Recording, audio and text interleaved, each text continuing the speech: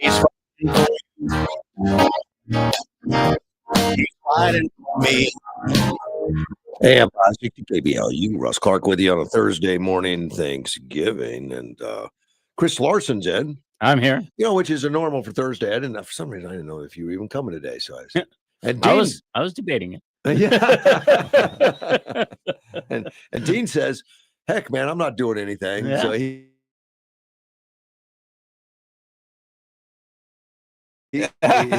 came in. Chris, I'm gonna eat. good. That's about the extent of my plans. Yeah, you got special foods. You got Thanksgiving dinner, like Yeah, turkey. yeah. There's the turkey. I can't eat poultry, so we got ham for me and turkey, and everyone eats my ham. But it's okay. And I know you're thinking about going to the VFW. Maybe I thought I would. You gave it a good promo the other day. I might be interested to go out there and see what's going on. Veteran Dave would appreciate the company, man. I suspect they'll be crowded. Yeah, they tend to put on a pretty good spread over there. I think so. I mean, I've only been there once. Mm-hmm. To go out and see Dave and all that, and he wasn't there. But man, they very friendly, very approachable. Yeah. And I'm not military. Oh no, they didn't care. No, yeah, we love everybody. They said, "Welcome, come on in." No, don't forget we have bingo. So that'll be good. Yeah. Thanksgiving memory, Chris. What's the best? I don't know. They all kind of blend together. Yeah, they're all we do the same thing every year. So we've always had. I mean, when I was growing up, it would be at times we'd go visit grandma and grandpa, stay at the house, have a big meal, tell a bunch of lies. We didn't have the exciting ones that where you have to call the cops. Right. Yeah, that's during Christmas for us. Do you ever get back? Yes, I do. For me, it's clearly when I was growing up in Wisconsin or even off to college, and I'd go back and my parents would put out a big spread, and we had, I have 7 siblings, so it was and a lot of people would show up, and we'd have probably 10 or 15 people there at the house, and it was always right in the middle of deer season in Wisconsin. Yes. You have this 9-day deer season, and it's been a tradition for about 30 years, 40, well, more like 50 years now, and it's Thanksgiving is in the middle. They time it so that it starts on the Saturday before Thanksgiving and ends on the Sunday after Thanksgiving. That for many 9 days. That many siblings, though. If you reach for a drumstick, you get a fork in the back of your Well, there was plenty of food, and and you'd tell your hunting stories because the best hunting is the first few days. Right. So everybody'd have stories. I saw this buck, or I didn't see any deer, or I shot 2, or whatever. This close to having. Yeah, right. There's always a lot of that. And then, and the way that the deer were processed back then is it was usually below freezing by that time. Yes. Yeah. And it was always a question: do you have snow or not? For the deer season, because if you have snow, it's a lot easier hunting, better hunting. You can see better, you can track easier. Everything is more better for the hunter. And so it was always a question whether you have snow or not. So those first few days where everybody actively hunted, first 3 or 4 days, usually the first 2 for certain, and you get about 75% of the deer which are harvested in that first 2 days. And so people would have their stories to tell, and you'd often have deer hanging up from a tree, in that cold weather. Or on the hood of your truck. Before you've completely processed them. And, I've got pictures where there's like 4 or 5 deer out there. And so it's a very traditional bonding Thanksgiving that created great memories. Yeah. Cool. In Delaware, it was birds. It was goose scenes, goose blinds, and Thanksgiving, go out and do that a little bit. And I was younger, so I had sponsors like Supreme Court Judge Bush would invite me. I'd go out and be in the pits. And what they do is they take a cornfield, they harvest the corn, and they dig a big hole, put a pit down in there, that's nice and warm. It's like a little bitty cabin underground, and call the birds in, and you'd open up the labs and shoot them. But he taught me how to hunt, Judge Bush. He said, "Look, there's 3 of us down here with guns. When when we open up the doors, everybody opens them together, you jump up and you start hearing shooting. Whether or not you pull the trigger, you scream, 'I got it,' if you see something fall." Yeah, that whole area there around Delaware was an enormously popular and effective place to hunt waterfowl. Right. And there's I have a book that I inherit. Well, I didn't inherit it from a friend. She said, my husband had these books and nobody else wants them. Take any you want. And he had this book on market hunting in that, and a lot of it was right in that area. Fascinating. These people had careers. They were professionals and they were really good at what they did. That's and cool. Of course it was done away with to keep a population of waterfowl alive. Right. Because they were so good at it that they were wiping them out.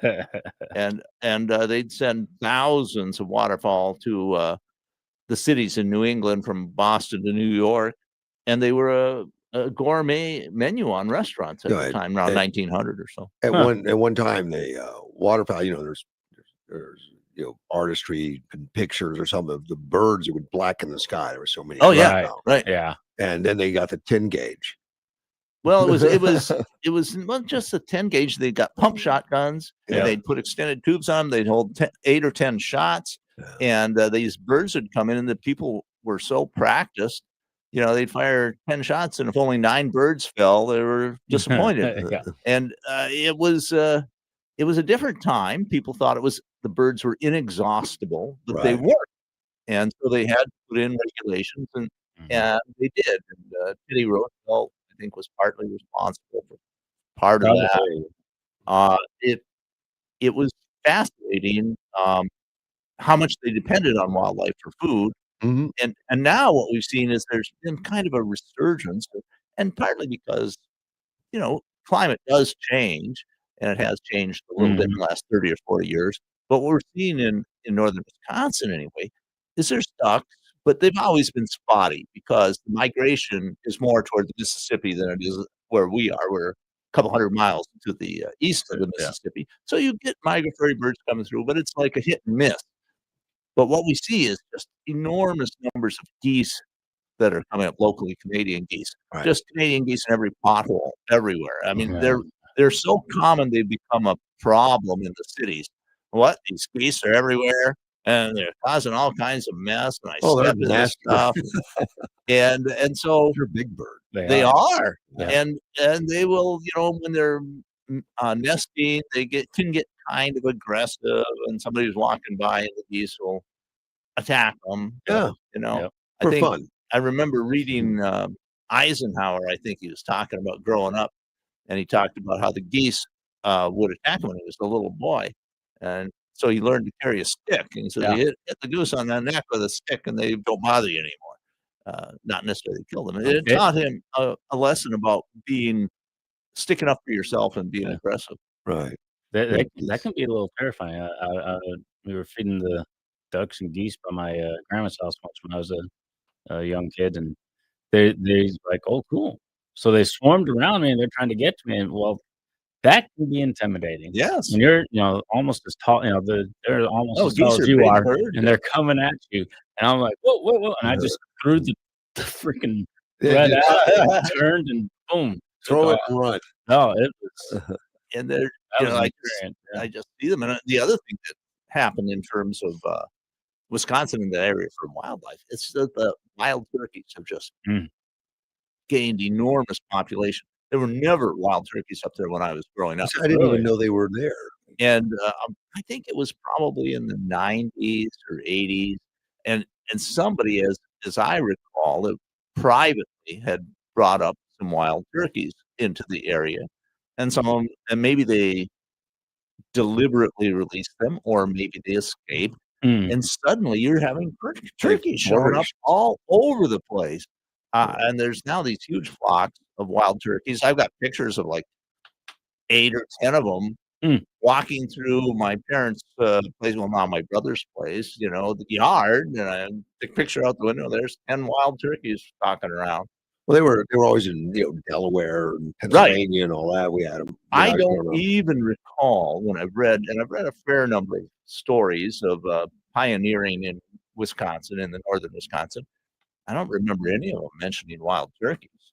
So they maybe just expanded their range that far. Some of the founding fathers wanted to make it the bird, Yeah, right. Ben eagle. Franklin. Yeah, Franklin wanted to make it. He loved the turkeys, man. Yeah, he liked it better than the eagle, and there's some reasons for it. He gave good reasons. Yeah, he did. Probably. But we went with the eagle at times where we got. Turkeys are supposed to be elusive and all that for hunting. My brother is just a superb hunter. He's better than me. What can I say? Yeah. He's definitely. And he says, I don't buy into all this stuff that turkeys are so hard to hunt. He says that for one thing, they're a stupid bird. Deer are a lot smarter than the turkey. And he says, you just do the right things. And he says, I get my turkey virtually every year. I know. I've talked to turkey farmers. I don't know if this is true, but it's what they tell me, that they are not a smart bird. But if it rains real hard, they got to go out and move around because they look up at the rain and drown. Well, I've heard that. I don't know if it's true, but I think everything I've read is the wild birds are much smarter than the domesticated birds. That's true. They don't look up and drown. No, they're you do have to understand what you're doing when you hunt them. But when I go up to visit northern Wisconsin, I mean, I'm just amazed at the amount of geese I see, which I just never did see when I was growing up, and the amount of turkeys. They just seem to be everywhere. Well, they've been successful limiting the hunting, and there's two things, and hunting is dropping in popularity. There aren't as many hunters, and so if you look at the temperature records, you see that area, that kind of northern Wisconsin, Minnesota area, has actually become several degrees warmer on average over the last 30, 40 years than much of the surrounding areas. So in terms of changing the climate in that specifically, sort of central continental area around Wisconsin and Minnesota, the winters are milder now. Oh, really? Summers aren't much hotter, but the winters are mild. And so that makes it easier for wildlife to build up populations. And I have to say another thing in the area, they're doing a lot more sort of timber harvesting as a crop. So, and when I say timber, I'm mostly talking about aspen. And they have a big chipboard plant in Hayward that was built, and they need a lot of aspen to come in to produce their product. And so that they have a lot of stages of various places, where one is old growth aspen, old growth being nearly mature, 30, 40 years old. And then they have this all the way down to something that's just been cut over, and the new aspen coming up. Well, that makes great habitat for all kinds of game. It does. In a mature forest, there's not much food for most game. But if you have all these stages from open land all the way up to full grown, it offers cover and places for them to live and nest, and then also in the growing up stage, there's a lot more food available for the game, so you get more of it. And the other population up there that has just expanded enormously are bears.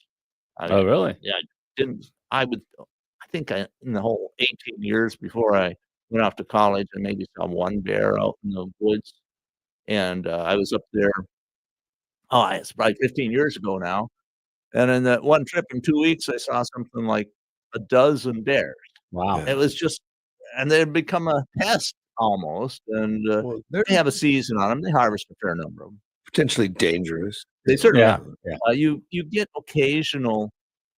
we've had the occasional attack up there in Wisconsin. I don't think they've had any fatalities in Wisconsin yet. But the one that I interviewed the couple on this and wrote a couple articles about it. And this couple had a bird feeder, and they would take it in at night to try to prevent it from attracting bears.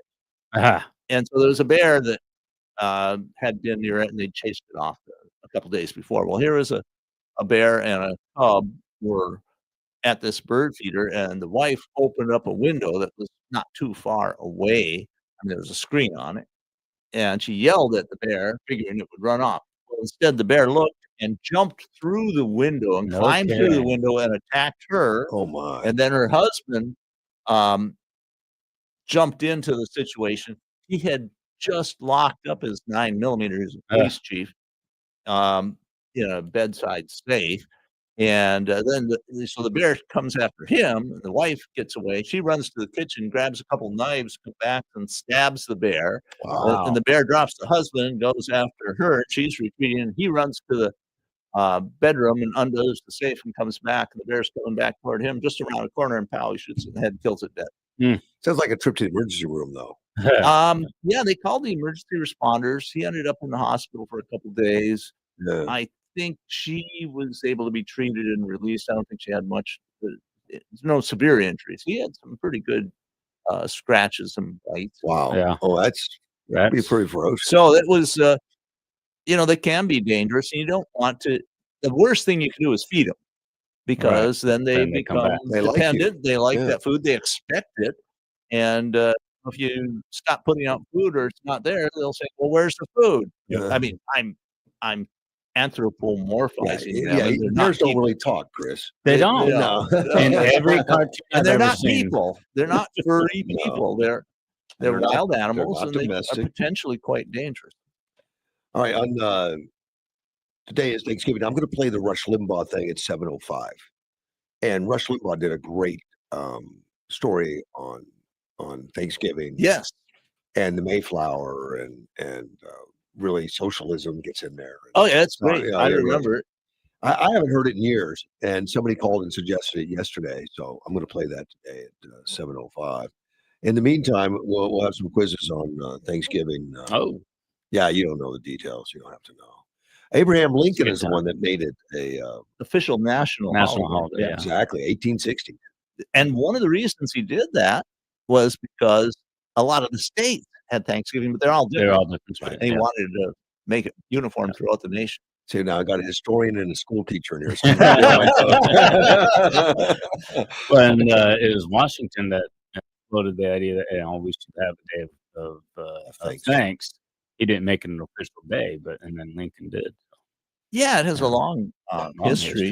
Of course, the term Thanksgiving is in the Bible multiple. Giving Right. thanks and Yes. Thanksgiving and all that. So it's it's very locked in, Christian values. Of I giving think thanks. so, and it's one of those things that I think is almost uniquely Christian, is this thankfulness to the Creator for our existence. I don't know about that. I've seen plenty. There are others. So we got two skeptics now. It's going to be tough. But whenever I teach people to pray, I've had a lot of young people that I've taught. I'd always tell them you don't have to, but I always start every prayer with thanks for something, and there's always something to be thankful for, even on your worst day. Oh, absolutely. To begin with, you have that day to be thankful for, even if it's a bad day. And when I say uniquely Christian, I really should say Judeo-Christian, because it certainly has a long Jewish history. Yeah. There's a tie. Yeah. The first Thanksgiving, I guess it says in November of 1621, first corn harvest. Corn harvest was really a Thanksgiving. Of course, it wasn't official till Lincoln said it was. Right. Well, it wasn't national. No. Well, I mean, not It wasn't. officially national. I was going to say, national did include that one colony probably at the time, as far as Well, no, it people from the grew, West, and it was yeah. it's popular. I didn't realize, when the Mayflower came over, and I just read this morning, but it came with 102 passengers. Half of them died before the first. Yeah, it was horrific. That's really. like Elon Musk's trip to Mars. He says you're not coming back. Well, Yeah. Elon has a better track record than the people navigating the Mayflower. Well, he said he's looking for volunteers to go to Mars at some point, and expect it to be a one way. Right. Right. Not really looking for a return. What been reading recently is that he seems to have backed off on it. Some people will be able to come back. Yeah, well, so did the Mayflower have. Yeah, well, probably some of them did. Yeah, but that's eye-opening that Yeah. exploration just going, to a different continent was so life-threatening. Well, and they had been coming to the continent for, on various trips for a few years, but Still and fairly new. but they would have known entire colonies had disappeared, Right. and so they knew it was a dangerous trip, and just getting there was not gonna be enough. It could, they could end things, after they got here too, so, they were, Yeah, I mean, they didn't really know courageous people. they didn't know the continent existed. I mean, it was Right. Columbus that thought he was going to India. Well, Yeah. actually, there's a long history of Europeans knowing that there was something beyond Greenland, and Right. they had colonies on Greenland going back Yeah, before 1000, I think, or about Leif 1,000. Erikson and With Yes, the right. Vikings type And stuff, and and it became Christianized, and there's church records talking about this bishop in Greenland. They eventually, because I think probably 'cause the little ice age just made existence so hard on Greenland that probably whatever survivors that got incorporated into Eskimo culture. But they talk about this bishopry in Greenland at about 1200 or so. Um, but it was a difficult and dangerous voyage Oh, to get yeah, there. I'm sure. And they knew that there was some land, Vinland, uh, beyond Greenland, but they didn't really know the extent of it, whether it was islands or a continent. So they were visiting North America occasionally, but they found it habitated by ferocious tribes, and they didn't have guns, Right. and they might have occasionally brought a couple horses. I don't know, but it wasn't until after Columbus that Europeans were able to make Yeah. a secure foothold in the New World. Yeah. And you mentioned George Washington issued the first proclamation on behalf of the United States in 1789 for Thanksgiving. Yeah. But they held multiple throughout the year. I mean, it wasn't really, um I don't know if the Continental Congress ever did. I but don't know about that. it says during the American Revolution, the Continental Congress designated 1 or more days of Thanksgiving a year. Oh, so Okay. so you have Yeah. the history there. Very good. Yeah, I happen to have the cheat sheet right in front of me, which I'm assuming is true. Uh, so it says in 1817, New York became the first state to officially adopt an annual Thanksgiving holiday. So Ye states were doing it. Yes, Right. Yeah. and I would say that America has been uniquely blessed among nations. Yeah. Well, it does feel like, we're a step above, It's always some been of the others, it's been known as a, land of plenty and all that, Yeah. and there's good reason. I mean, we just talked about the birds that used to blacken the skies. Yeah. I visited Mount Vernon with Helen last year, and, we took a behind the scenes tour, we talked to some people and stuff, and, Washington had, one of the main funding of Washington's plantation to keep it afloat was fishing. Oh, And the Potomac, they were right on the Potomac, and a lot of the slaves and everything were fishermen, and they would fish. Apparently, the fish were so thick in the Potomac, it would appear as if you could walk across the water. wow. There was that many fish. Well, You know, and I'm suspecting that was like on a spring run Yeah, Yeah, where they yeah. it were, was seasonal, I'm sure. yeah, I'm very sure. seasonal. I mean, and I'm just gonna say from personal experience, we had something like that. I grew up on a river, the Namakagon in northern Wisconsin, and in the spring, we would have fish that are considered rough fish, but suckers, Mhm. and they're about 3 pounds, 4 pounds a piece. And there would be hundreds, thousands of them going up Really? the river, Wow. and, my father knew of a place where he would, harvest them. I mean, it was probably illegal, I'm thinking, but we would No. get, several dozen of them, and then we Wow. would, process them and smoke them, delicious. And if you smoke them, the bones would soften. There's a lot of little bones in suckers, and then they were very, edible, delicious fish. Hmm. When I was a kid, we lived in North Dakota, and, uh, pike were a Yeah. big fish, and I remember my dad taking me out to, go fishing for pike, but it was very hard to get a spot on the side because it was shoulder to shoulder. Wow. All the Really? fishermen were shoulder to shoulder, and everybody was bringing them in. everybody. Wow. And as many people as they could put on the side of the river were bringing in pike.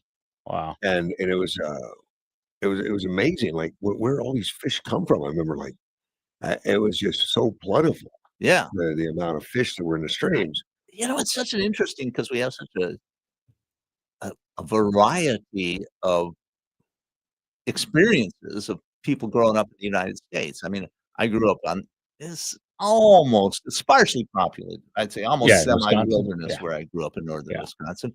And, 100 years earlier, it had been wilderness. There were no railroads. Yeah. There were not many trails. Everybody traveled by the rivers. That was your only real functional way to travel through up there. And then you grew up in a very populated area in Delaware. And there are still areas in the United States where people live off the land by hunting and fishing. I grew up in Wisconsin as well, and there were kids that would ride their horse to school. Yeah, Even at my age, I'm getting up there in age. I know my dad and took the horse every day to high school. That was his transportation. My grandparents, before I was born, because I happen to know that Tractor's age was 2 years before I was born. Their farm was worked with horses. Yeah. Mm. And they were considered relatively prosperous farmers, and they had, I think, 6 cows. It was literally subsistence farming with a little bit of cash crop. They raised potatoes as a crop, and they had a good year. They made pretty good money at it. But it's not that long ago. It isn't, no. So the acceleration of technology has just been incredible. It is. I wrote an essay, I don't know if it'll get published on Amazon, called "We Live in a Golden Age," and it's absolutely true. Most people today have comfort and convenience unheard of by kings of 200 years ago. Oh, yeah. No kidding. Yeah. Absolutely. I'd rather be poor today than rich, 200 years ago. Yeah, exactly. Just for the medical care alone. Yeah. Let alone the quality of food, transportation. Mhm. 200 years ago was a considerable adventure to cross the Atlantic. Now we do it in a few hours. Yep. Yeah, and we sleep on the way. Yeah, and get fed. Yeah. I mean, I traveled to Australia, and it was just a one-day trip. Wow, I want to get to Australia. I'd be there more than a day, though. That'd be cool. I spent everything in Australia kills you. I don't have any need to go. I spent about 9 months there over 3 years. Nice. Because you only get 90-day visas. And so I'd get one every year for about 3 years. And it was fascinating and learned a lot of stuff, but I learned I didn't want to emigrate to Australia. Everything kills you. Well, it wasn't the outdoors. I love the outdoors. It's the politics. Oh, really? They're getting more and more authoritarian all the time. Let's talk about those National Guard shooters that were killed. And I know we're talking Thanksgiving, and ask everybody to pray for them. I mean, it's so horrible. It's horrific. Yeah. What's going on? And part of it being horrible for me, Dean, is the way it's politicized. It's politicized. People are pointing blame. I mean, there were people blaming Trump afterwards that from some of the left-wing news organizations, that it's Trump's fault because if he hadn't deployed the Guard, they couldn't have been shot. Yeah, if you didn't try to enforce the law and cut down on murders, well, this wouldn't have happened. All right. But they've been trying all along to show how people aren't going to accept this authoritarian crackdown on crime, which seems odd. Cracking down on crime is not the same as being authoritarian. They label it such. Well, that's what they're trying to do. In fact, they label the ICE as jackbooted thugs. Yeah. Right. Nazi type stuff. I think, the enforcement of immigration law is popular. There's probably 75% or more of the population in the U.S. You would agree with it if you listen to the Democrat leadership. Well, and even among immigrants, they're like, "Yeah, I got here the right way."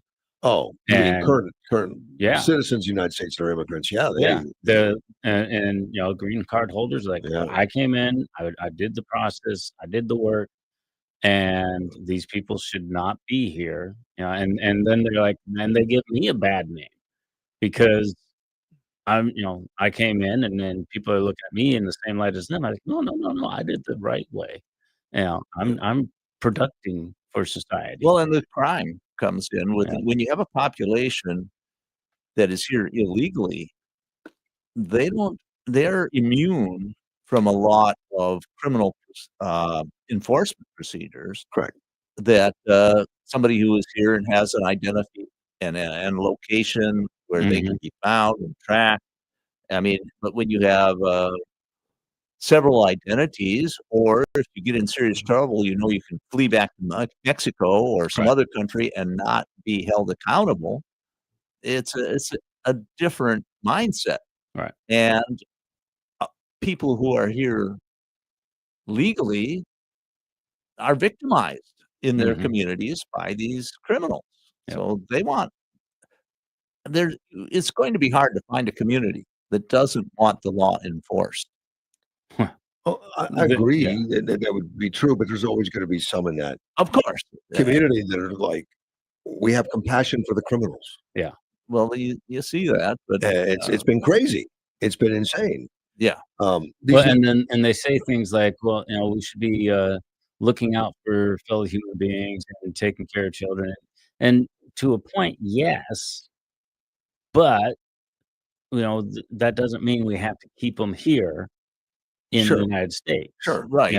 There's ways to do the right thing the right way rather than just Yeah, trucking it all you and unify the ignoring it. children with Yeah. family, wherever that is. Right. I don't care what country.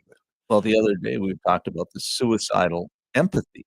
The idea is that you Yeah. can have so much empathy that you don't look out for yourself Yeah. and you destroy your whole civilization because you're not willing to enforce the law. Yeah. The Yeah. uh, I can see that. the reports on these National Guard um, that were shot has been so horrifically bad. It has. The press has been so quick to come out. I've read reports and seen reports, heard reports where they died, or heard reports where they're in critical condition. And sitting here right now, I have no idea. I don't know. Yeah, I was expecting you to come up with some details because I don't really know Well, what I happened. got called by George called me. George Braun, my Washington Mhm. bureau chief, called me right to start a show and said Elon Musk is saying that they've passed, Oh, really? but he says we don't know. we, Yeah. we don't know, I and how can we not? Yeah, yeah, I expected I that.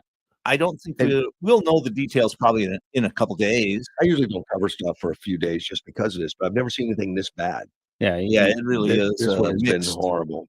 at least alive or dead, I did see a video that purportedly was taken of the scene. Obviously, it happened after the shooting. The attention was drawn, There's been a few out there. and but all you could see was a few people moving around. And there was a struggle, and somebody was, I being saw someone they were held. tending to the wounded soldiers on the Right. ground Yeah. where they blurred out their face or something, but uh, no understanding what's going on. How could we not know? And some of the reports have been so horrific, and I forget which one, MSNBC or it's now MS Now. Yeah. I think some of this, Russ, is this, what I've talked about in the past of that we're have partisan fractured media, which is probably a good Yes. thing now, whereas, go 30, 40 years ago, it wasn't hard to notice that all the 3 networks were all saying the same stories Yeah. with the same, take on them. Mhm. And so we've gone away from having an ideological, I would call the progressive left, having an ideological lock on almost all news to where now we have a fractured partisan media where It you get a is. lot of different takes on what's happening, and you can compare them and try to figure out which ones are reliable and not. Right.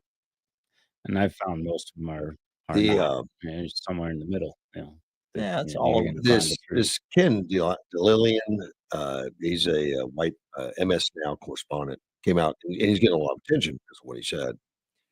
He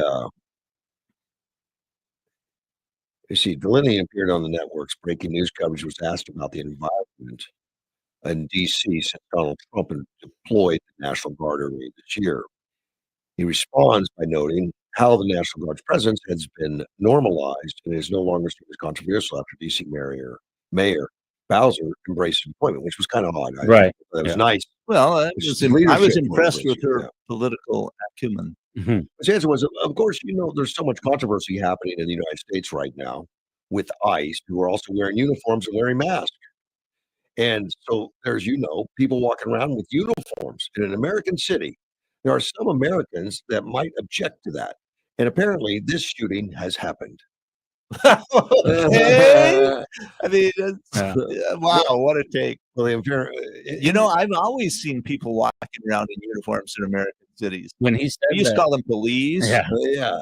Well, when Sheriff's he office. when he Yeah. read that sentence, it reminded me, I grew up on military bases, Yeah. and it wouldn't even occur to me that that's unusual Yeah. because, you'd see guys in But uniforms he's, everywhere. he's trying to, kind of put a veil over what he's saying, but he's saying that the shooting happens because there's so many people in uniforms. No.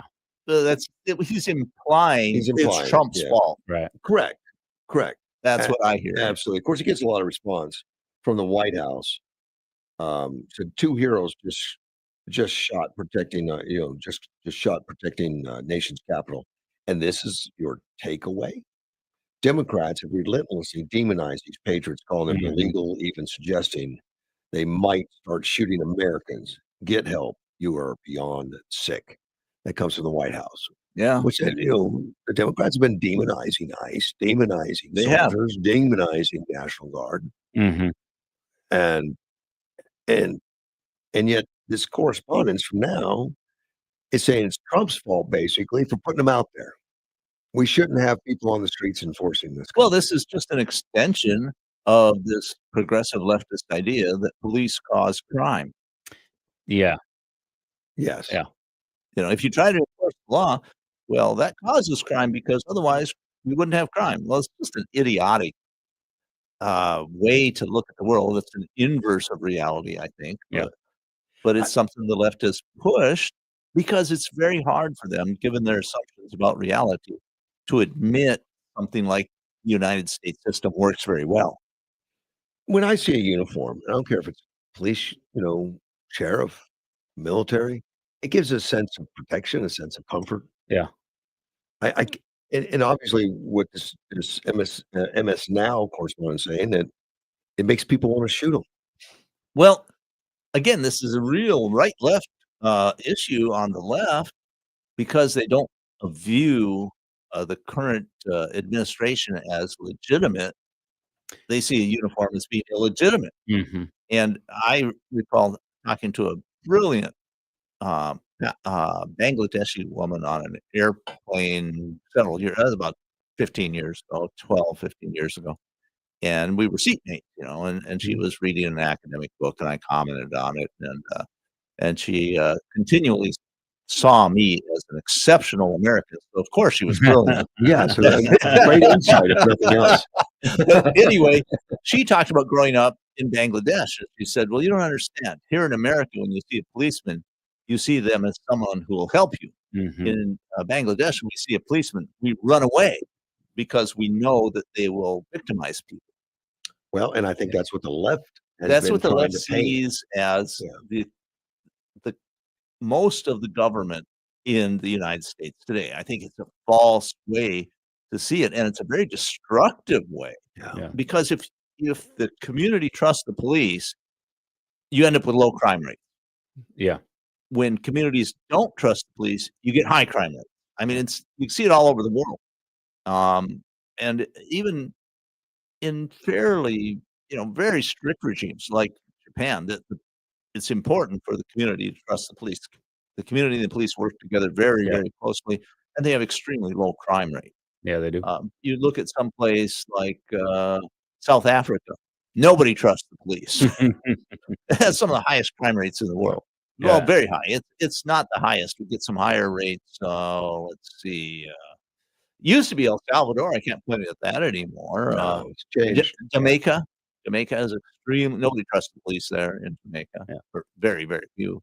And so you have to have if you want low crime rates in a productive society, you have to build this trust between at least that the government will be consistent and generally investigate and punish criminals. Yeah. When I was in Germany as a teenager, the Polizei, you knew that they were tough, they were strict, kind of sometimes they, beat you to submission first, ask questions later situation, but they didn't go off the handle just for fun. They followed the rules. They followed the rules. In Mexico, you carry some cash around because if they stop you, you're gonna bribe them off. They didn't do that in Germany. In Germany, they were doing what they were supposed to do when they were supposed to do it, and they were looking out for the well-being of everybody. And if you were, interacting with that, if you were causing harm to the peace and tranquility, they would come down on your heart. So you didn't do that. Yeah. And you were. But you had trust. Yeah. Do you have trust in the police in the United States? Yeah. I do. Yeah. I've never had a bad incident with Well, I've been in the, involved in the law enforcement system from time to time. And I saw instances, especially in the 70s, where there was racism and injustice. I imagine it can happen. Yes. And so that taught me to be a little more wary. Yeah. And so I think the police in the United States in general are very good, and they're getting better all the time. Yeah. And things like body cameras are forcing them to get better and better. I think that's what's happening. them as much as It does. It protects does. the police officer. Exactly. Yeah. It works both ways. People have said that, and then when it happened, they people claim that the police were corrupt. Said, "Oh, it can't be that way," but it is. You're right. It more often than not, it protects the police officer from accusations of not acting correctly. Right. Right. So I think the police in the U.S. are quite good. The police in Australia were very good, but they were more trusting than American police. It reminded me of American police in the 50s growing up in a small town, but anyway, I guess what I'm saying is that when I was in Panama for about 5 years, the police were corrupt, but they were reliably corrupt. Reliably corrupt. Reliably corrupt. And if you are someone with money and education in a reliably corrupt system, like I was in Panama, well, give the officer $5 and say, "Why don't you buy a few beers for the boys for me? I'm really in a hurry." Right. They go, "Oh yeah, okay, fine." That's reliably corrupt. That's like some of the Mexican stories I hear, which I don't know how to handle. Yeah. So Well, I don't. And what I see in Mexico now is Mexico is not reliably corrupt anymore because you have all these cartels vying for influence and power. Yeah. It's becoming a sort of a more anarchic state, like it was during the Mexican revolutionary days around 1900 or so with Montevideo and all that. I don't think it's quite that bad, but I don't know. There's a huge amount of homicide and political violence happens in Mexico currently. And it depends on what part of Mexico. Of course, further south, very it's not as location, bad. Yeah. very location specific. I've got an update on the 2 National Guardsmen from Edward, Okay. Well, which that'd I be trust more than I would the media. Yeah, well, You know. there's probably reason. Yeah. On media, I just looked at while we were talking, and they said they were in critical condition. Right. What's that saying? They're alive currently, but in Okay. critical condition. All right. All right. And that's via contact with both hospitals. So he has ways Okay. to that. I trust him. Yeah. Much more than I would It's got the connections. media. He doesn't have an agenda Right. other than what's really happening. He's an information hound. He likes him. Does he say anything about the wounds? I had understood Nothing. they were head wounds, which are really nasty. I think that's been out in public. I think universally everyone says head wounds. He said in talking about Thanksgiving, he wrote something to me that I'd never heard before. He said, "For a brief time in American history, part of the country celebrated Franksgiving. In 1939, President Franklin D. Roosevelt attempted to boost the economy by moving Thanksgiving up a week, making extra time for holiday shopping. FDR claimed the move was made at the request of big retailers, and many stores rejoiced at the change. but other institutions fought against it. Smaller retailers as colleges, football officials, the press, and even some turkey sellers protested the date change. Americans had celebrated Thanksgiving on the last Thursday in November since 1863. Following the tradition started by Abraham Lincoln, Thanksgiving wasn't a fixed date. However, and it was up to each president to choose when to observe the holiday. In 1939, the last Thursday of the month was November 30th, and FDR chose to hold Thanksgiving on November 23rd instead. There you go. Okay. It was called That's fascinating. Franksgiving Thanksgiving. because he wanted an extra week for the big retailers. You know, it's really well. That's what the claim is now. Yeah. What part of the problem with the Franklin Delano Roosevelt administration is they didn't have a really great unified field theory of what they should do with the economy. I mean, what they had was generally wrong and did bad things. But Roosevelt would just throw policies out there and try them. Kind of like Trump, I think, in a way. But since the inconsistency had a very bad effect on the economy because nobody knew what to expect next. Right. Well, and so you know, people were unwilling to make investments and do things because they didn't know if they did, if the government would just take it. Since you say that, let me read you the outcome of this Franksgiving. Yeah. Okay. So the decision announced in August 1939 was met with mixed reaction, primarily along party lines. Sound familiar? Yeah. Republican governors wanted to stick with tradition when dubbed the new date Franksgiving, while Democrats followed the precedent. The result was 2 Thanksgivings that year. Wow. 23 states in the District of Columbia celebrated with the new date, while 22 states stuck with November 30th. 3 states, Colorado, Mississippi, and Texas, celebrated both. See, I like that, Colorado, Mississippi, and Texas. The earlier date stuck for another 2 years and all that. Let me grab that phone. You're on the air. Hey, good morning, Russ. How are we doing? Good, Carl. You know, we just the ski tree. My 2 cents is going to be that it looks like the Democrats are now shooting our military because the military is out there trying to help the people stop the people from shooting each other. I don't know if the Democrats shot it, but I think they created an atmosphere of the anger and the pulling of the trigger. I have no idea what this Afghan politics is other than hatred. But that played right into the Democrats' hands as they push hatred forward. And I'm still we're on Thanksgiving Day. Yeah. And now we're all praying for our military, for people shooting them, for them doing the job, trying to protect their cities. Yeah. And that's exactly what happened. And so now it's going to come back to we the people. Are we going to allow this to happen? Well, I think there's going to be a big pushback. You saw the reaction right away from President Trump was, we're going to send another 500 there, another 500 guardsmen. You know, and I know the left was thinking, see, the guardsmen are bad for the streets, pull them all off. That's not going to happen. Yeah, not going to happen. Sounds like South Carolina's a little radical for me for the Democrats. It's creating division and chaos. Yes. Yeah, I think he's right. Yeah. But my God, when we're down there shooting each other over politics. Yeah, and these were National Guardsmen out of West Virginia that were there on duty. Yeah. You know, from fulfilling an oath they took to join the National Guard to be ready when the president called. The president called, and all they were was trying to protect people, and got shot by an assassin. Yeah. And that I think was probably spooled into his behavior by some of the rhetoric from the left, from the Democrats, for sure. Well, it sounds like there may be an Islamic jihadist connection too. That could be too. We know very little about this guy yet, except he's from Afghanistan. Right. Came in with Biden. And the reporting is chaotic, so I don't know if early reports of Aluha Akbar are accurate or not. Don't know. Well, that Biden let all these people in there to be very well true. It was only 20 million. They were all vetted.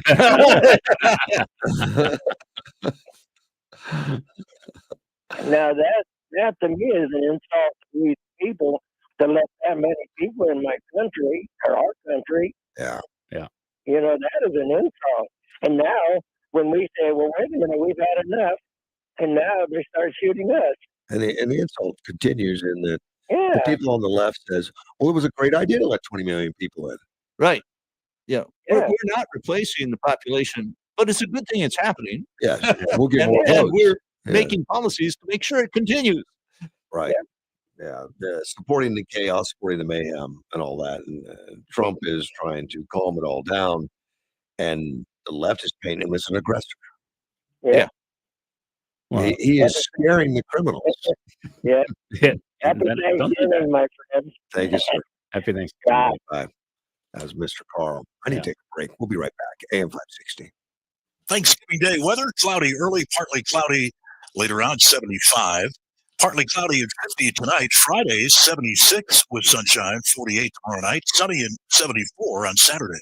History shows that every market fails, every currency collapses, and today, the dollar is shrinking. Trillions in national debt, record high markets defying gravity. Stocks can't go up forever. Meanwhile, groceries, housing, and transportation costs are rising, and your dollar, it buys less every day. So when the crash hits, your stocks won't save you. Dollars won't either. But one thing will: gold. Gold has always survived. That's why central banks are buying gold by the ton and billionaires are stocking up. And every day, Americans are protecting their savings and retirement with physical gold. Don't wait for the headlines. When the panic starts, it's too late. Call Lear Capital now at 800-889-3070 to get your free gold investment kit and protect your wealth with real physical gold. With over $8 billion in trusted transactions and thousands of five-star reviews, Lear is your trusted source. Call now and also get up to $15,000 in bonus gold with a qualified purchase. Call 800-889-3070. That's 800-889-3070. Sprague Sports is Yuma's hunting and shooting headquarters, and Sprague has been serving Yuma hunters and shooters for over 66 years. Today, we're in need of used guns. 1 gun, 10 guns, 100 gun collection, all are welcome and needed. Buy, sell, trade, and consign used guns 6 days a week and offer free appraisal. So stop by or call Sprague Sports today and let the friendly staff surprise you with how much your extra guns may be worth. Sprague sells thousands of used guns yearly and offers an exclusive lifetime warranty on all guns, a $100 value. So pick up the phone, get in the car, whatever it takes. You got used firearms? Sprague's is your place. Who knows what you're sitting on and who knows what it's worth? Let the fine folks at Sprague Sports help you figure it out. Use firearms at Sprague. Sprague, Yuma's hunting and shooting headquarters. Responsible gun ownership since 1956. Sprague's, 32nd Street, next to Lowe's.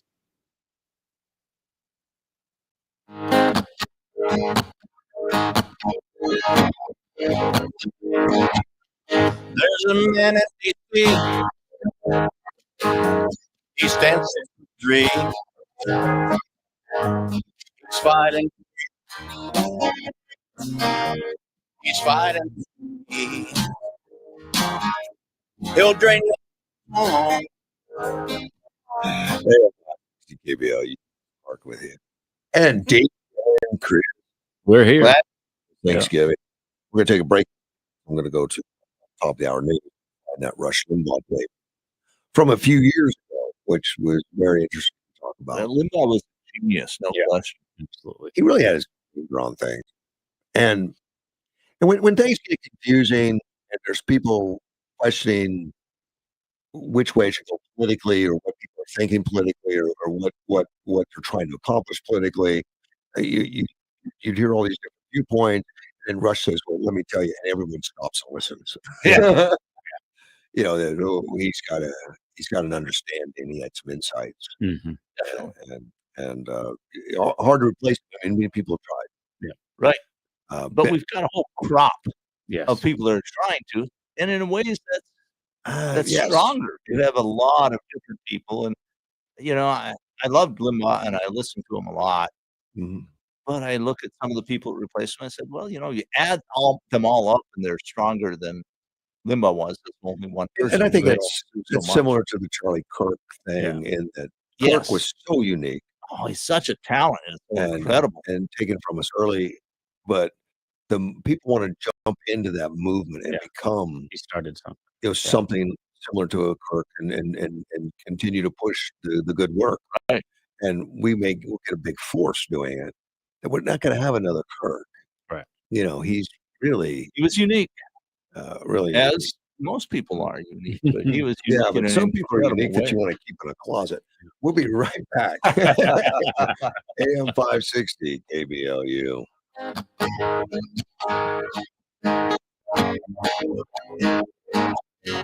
There's a man in D.C.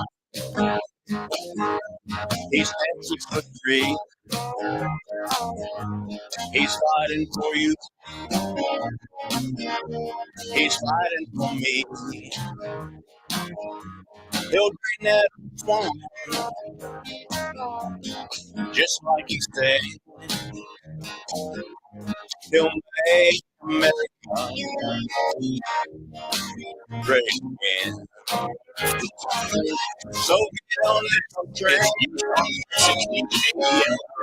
Yuma.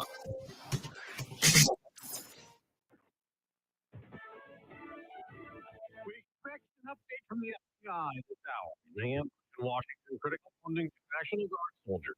I'm Anthony, Fox News. Everyone prayed today for these two soldiers, these two guards, man and woman. Yes, General Rondi told Fox. She volunteered, did many of those guards, men and women, so other people could be home with their families. Yet now their families are in hospital rooms with them while they are fighting for their lives. And Rondi says both soldiers needed surgery after being shot at. One or both do not survive.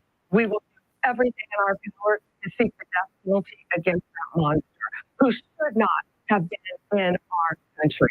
Right, the Germans and Afghans who came here right after the U.S. withdrew from the Afghanistan war under a program called Operation Allies Welcome. President Trump, who called the attack an act of terror, says in a White House video, we must now re-examine every single alien who was entered our country from Afghanistan under Biden, and we must take all necessary measures to ensure the removal of any alien from any country who does not belong to or benefit to our country. The president's also ordered 500 more National Guard soldiers to his crime crackdown.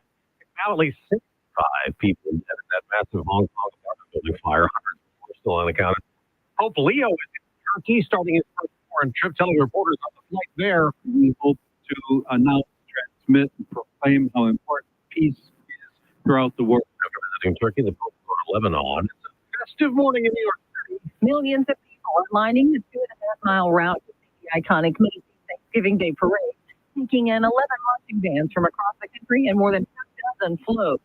New balloons this year include Buzz Lightyear and Mario, Louie, Spider-Man, Snoopy, and 29 others floating high above the parade route. That's Fox and Tanya J. Powers. America's listening to Fox News. Dr. Halbert, are you tired of standing in front of the paint aisle wondering which product really works? That's exactly why I invented Blue Stop. It took me 10 years to perfect Blue Stop's unique and effective formula. As a surgeon, I saw how stiff joints, sore muscles, and body aches kept too many people from enjoying life. Blue Stop works fast, absorbs quick, and smells great. No prescription, no waiting. It's on the shelf right now at Walmart. Feel the difference. Surprise! People saw, bro. The warranty expires 6 ago, so you need to pay for it out of pocket. At Progressive, we know small business owners don't usually like surprises because they cost you money. But a good surprise that could save you money? Getting a commercial auto quote from Progressive. Oh, the replacement price order doesn't fit, so it's completely useless. Surprise yourself. See if you can save in as little as 8 minutes at ProgressiveCommercial.com. Progressive Casualty Insurance Company.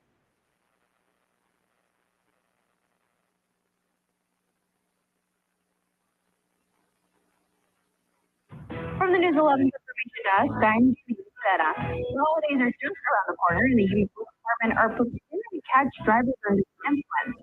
Officers are taking every precaution to ensure drunk driving incidents don't happen this Thanksgiving. While drunk drivers are difficult to spot regularly, officers are still trying everything they can to recognize signs that someone may be intoxicated. Officers are encouraging drivers to stay safe and thinking about visitors from out of Yuma during the holidays. Plus, the Church of Jesus Christ of Latter-day Saints announced the site for its new Yuma temple and released a rendering of what it will look like. The temple will be built near the Walmart in the foothills. Its dome and landscape reflects Yuma's Spanish history and desert green scenery. The church does not have a set timeline yet, but a groundbreaking and public open house are expected as the project moves forward. Catch us on TV Saturday News 11 every weekday at 5, 6, and 10 p.m. for the latest with the news, weather, and sports. What's up, you?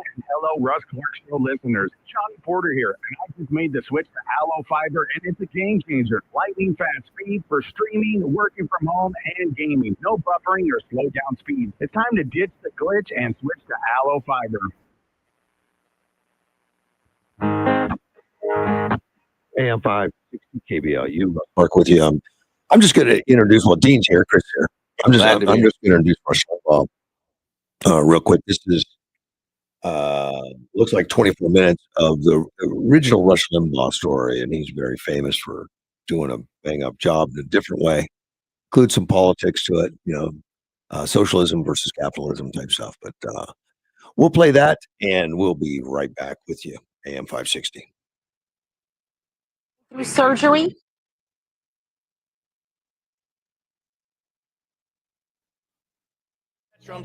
Absolute civil and spiritual authority, actually the state. Now, those who challenged the ecclesiastical authority and those who believed strongly in freedom of worship were hunted down. It's in England in the 1600s. They were hunted down, they were imprisoned, sometimes executed for what they believed. So a group of separatists, people that didn't want any part of this, fled first to Holland. They liked wooden shoes and cheese. They established a community. They were there for 11 years. After 11 years, about 40 of these separatists who liked wooden shoes and cheese agreed to make a perilous journey to the New World. They had heard about it. Some new exciting place hadn't been developed. They knew that they were going to face hardship. Hardship like you and I don't know. And I'm not preaching to you. I'm just telling you, we don't know the hardship these people endured. We can't. We are way too advanced now. People who lived in the 1600s would not believe life today. Try to explain flight, jet travel. They wouldn't understand it. They knew they were facing hardship. But paramount importance to them was living freely and worshiping God according to the dictates of their own consciences, their own beliefs.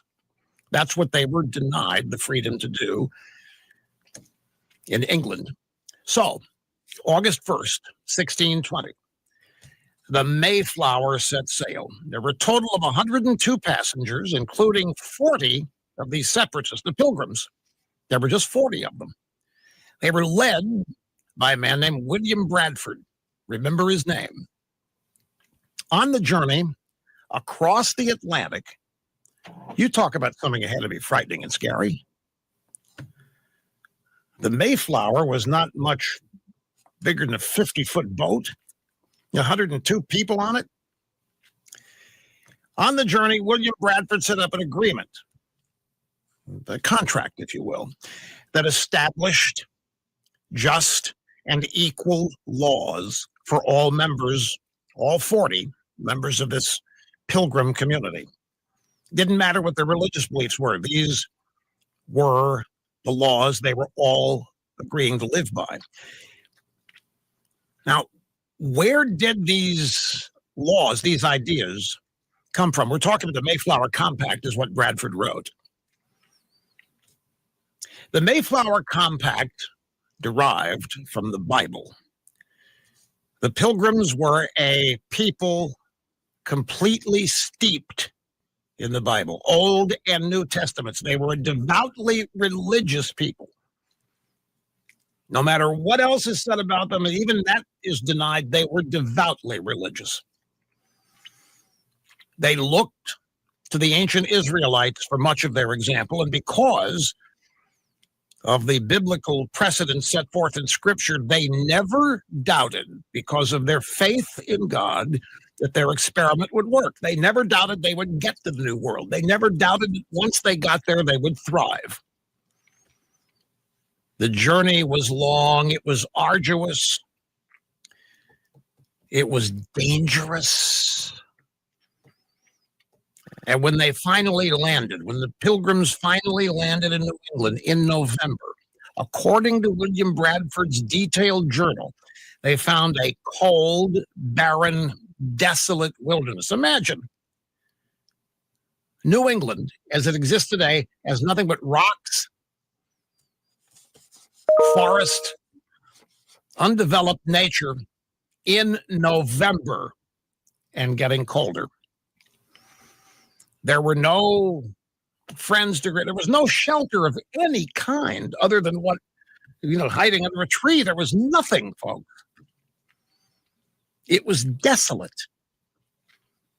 There were no hotels. There were no inns.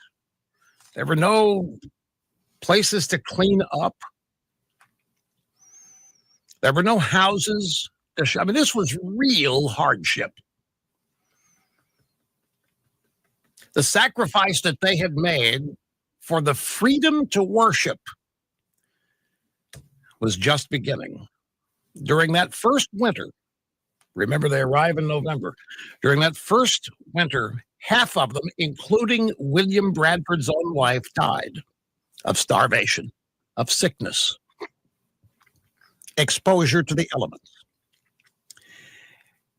Now we're getting close to what you were taught in school. When spring finally came, and by the way, writing that doesn't do it justice. Spring didn't just finally came. It was a survival.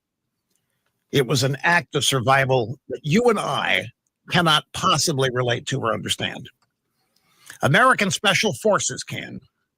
Military people who've been trained can understand what the Pilgrims were that you and I can't. We've never done anything like that first winter in the New World. They survived it. Spring finally came. They did meet the Indians, the Native Americans who were there, who did help them in planting corn and fishing for cod. They showed them where the beavers were so the beavers could be skinned for coats, other things.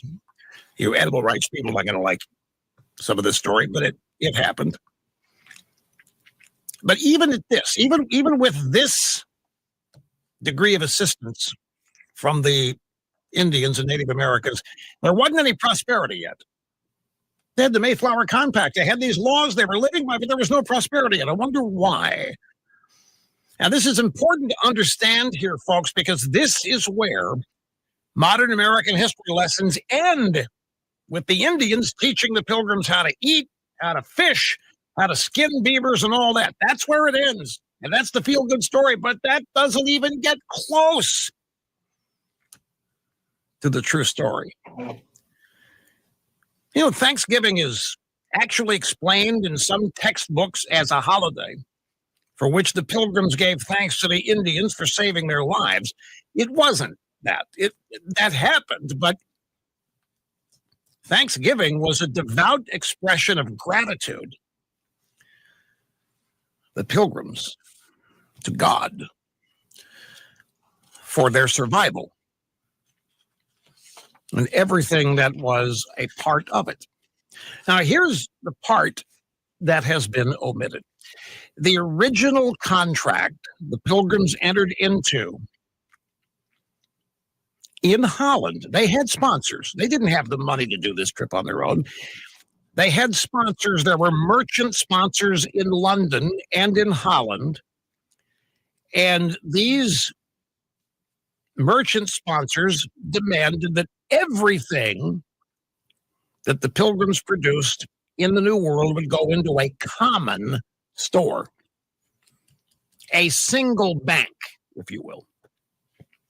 And that each member of the Pilgrim community was entitled to one share. So everybody had an equal share of whatever was in that bank. All of the land they cleared, all of the houses they built belonged to that bank, to the community as well. And they were going to distribute it equally because they were going to be fair.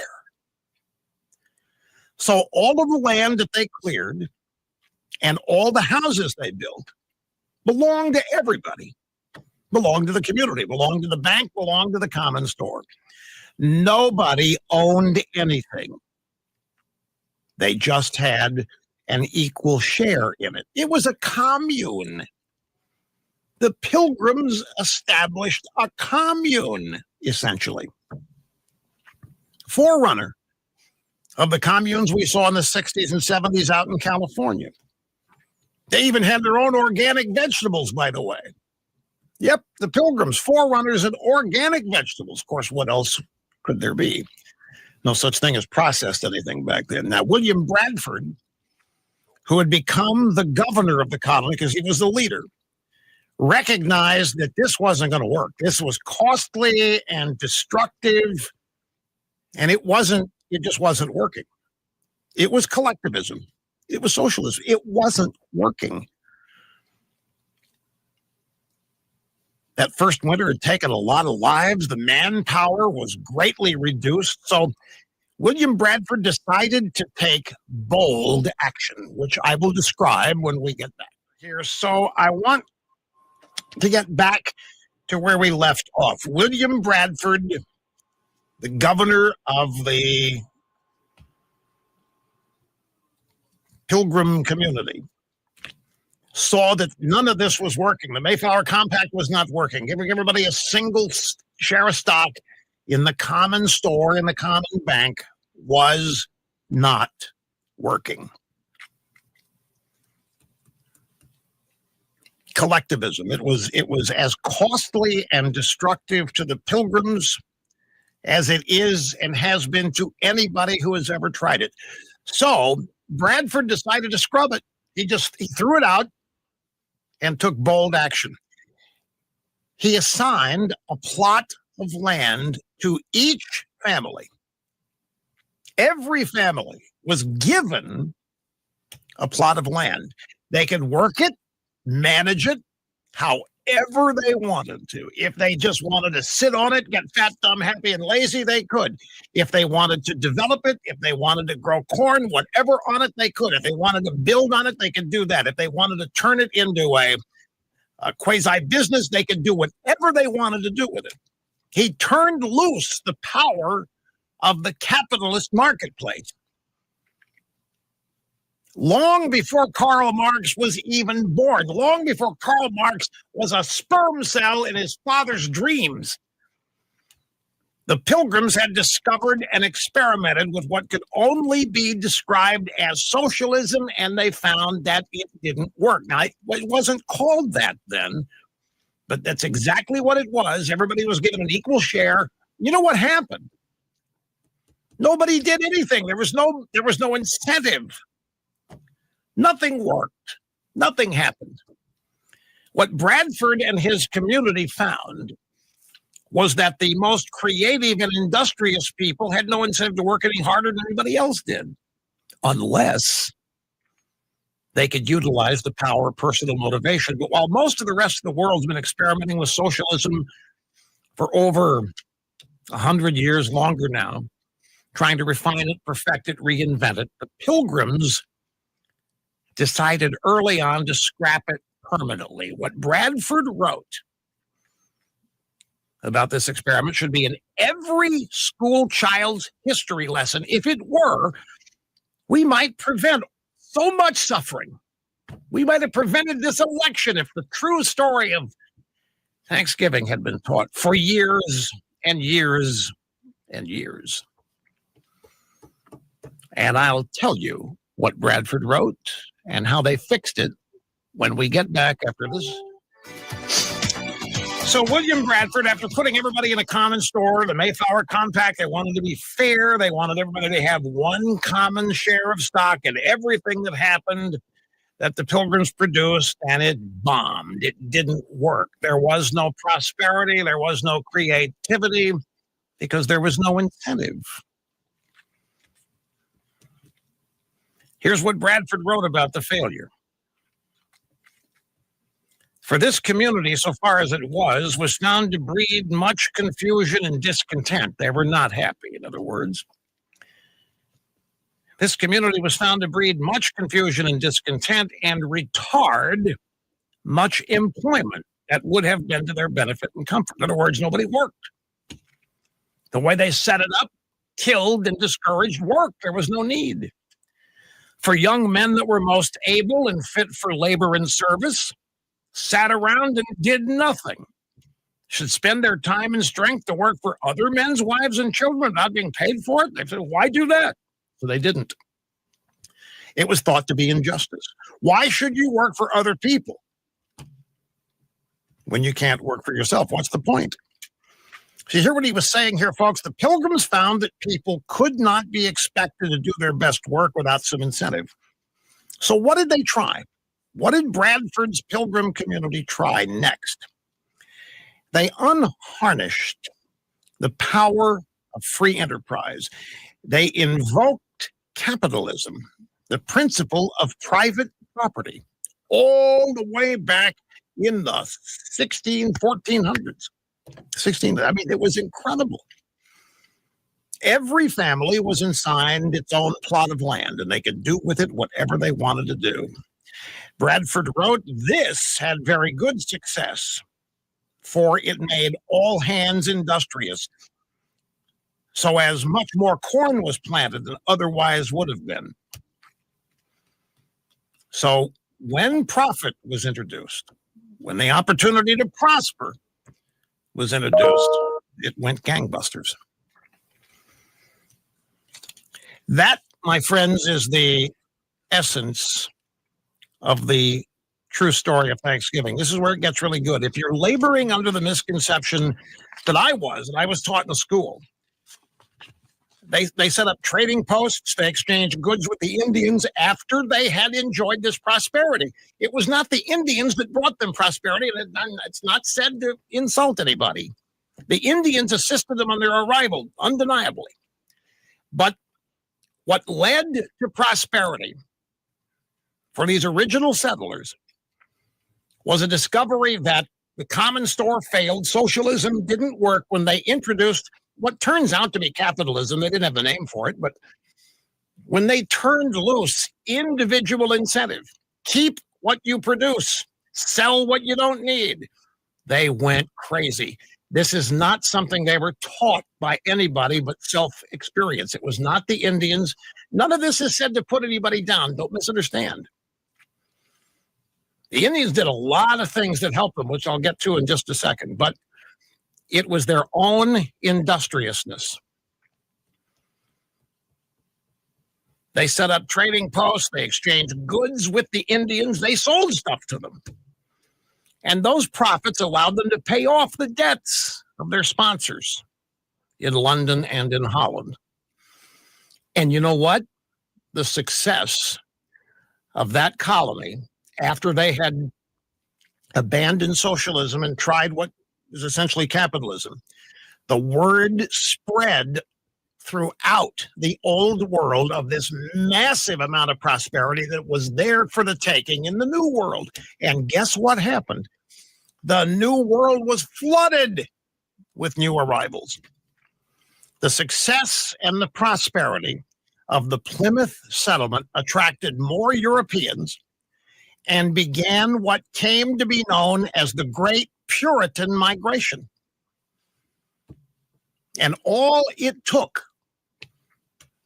was prosperity and the word spreading across the Atlantic Ocean of how there was prosperity and it was there for the taking. All you had to do was get there and give it a shot.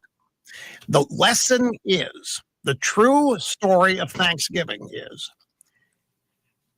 that William Bradford and his Pilgrim community were thanking God for the blessings on their community after the first miserable winter of a documented failure brought on by their attempt at fairness and equality, which was socialism.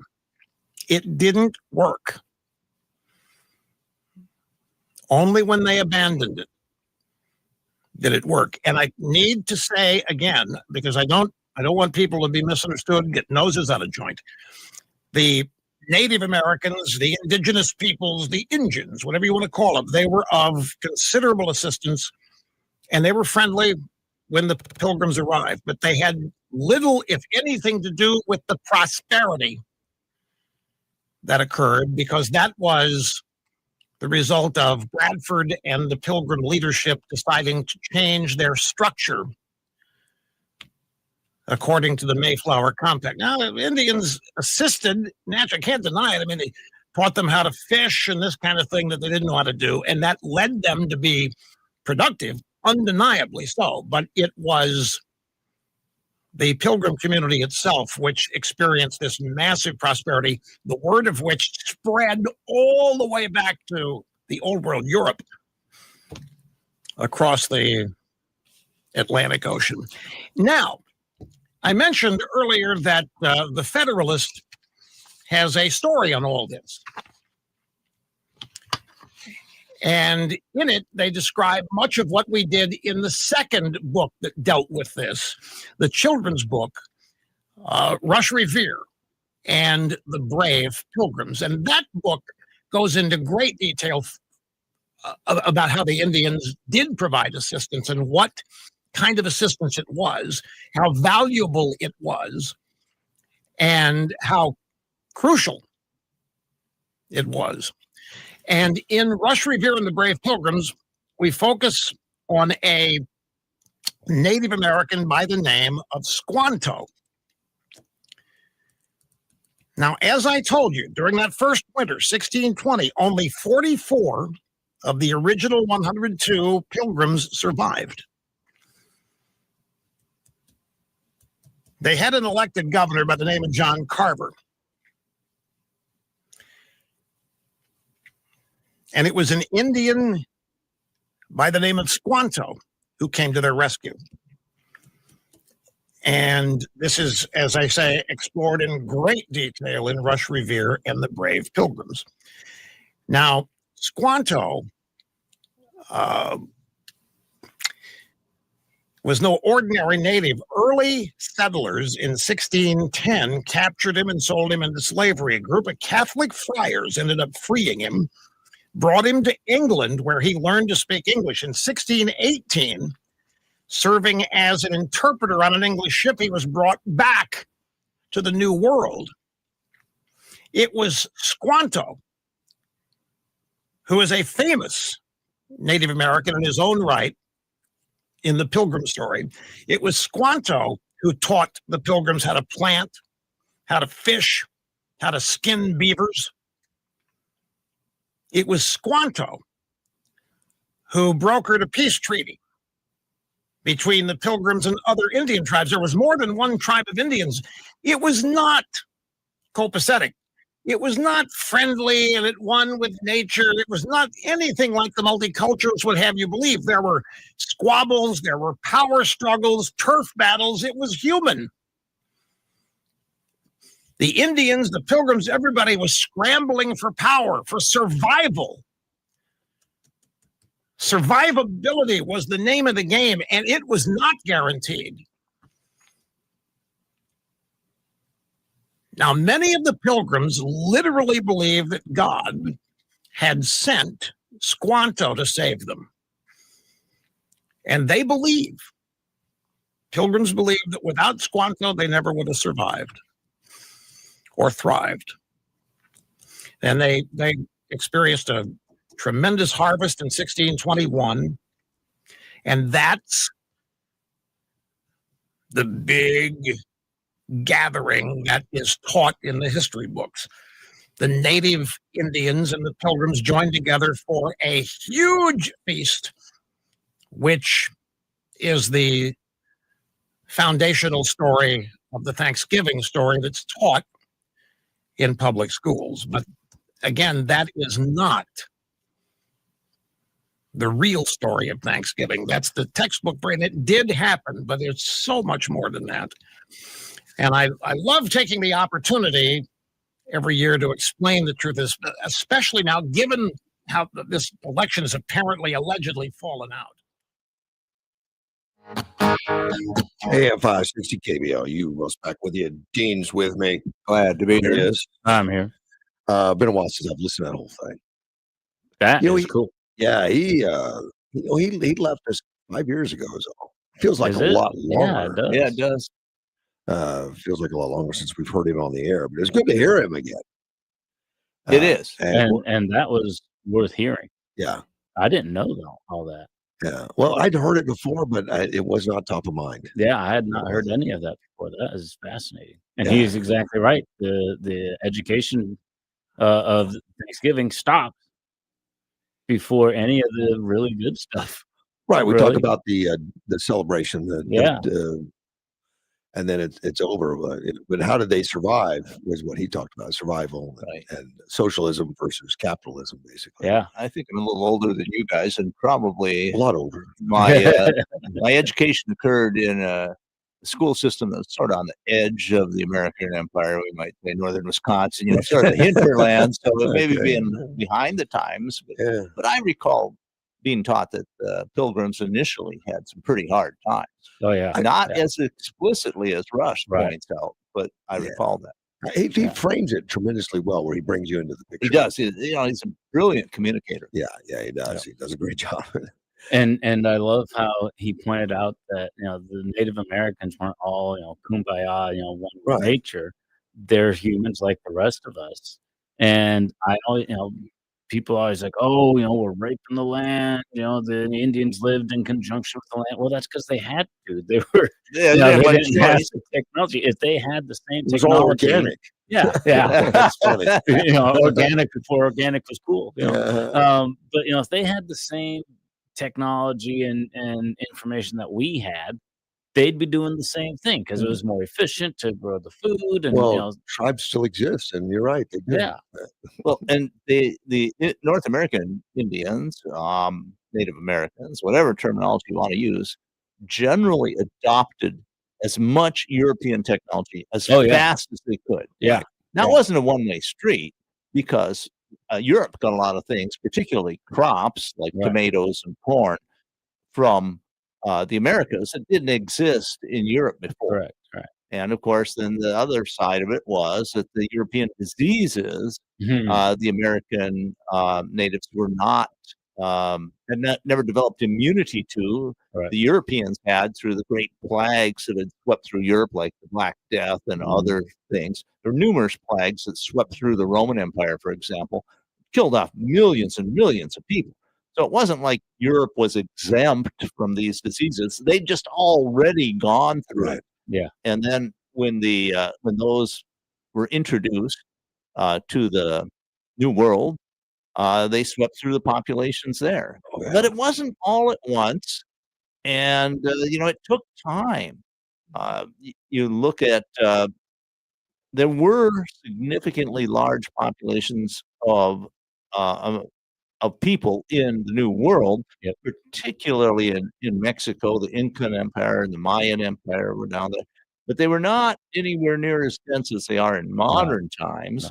And also in North America, there weren't near as many. I mean, they were crowded along the coastlines, and the major river systems were densely populated, more so than I think somewhat later. Those populations were decimated by disease.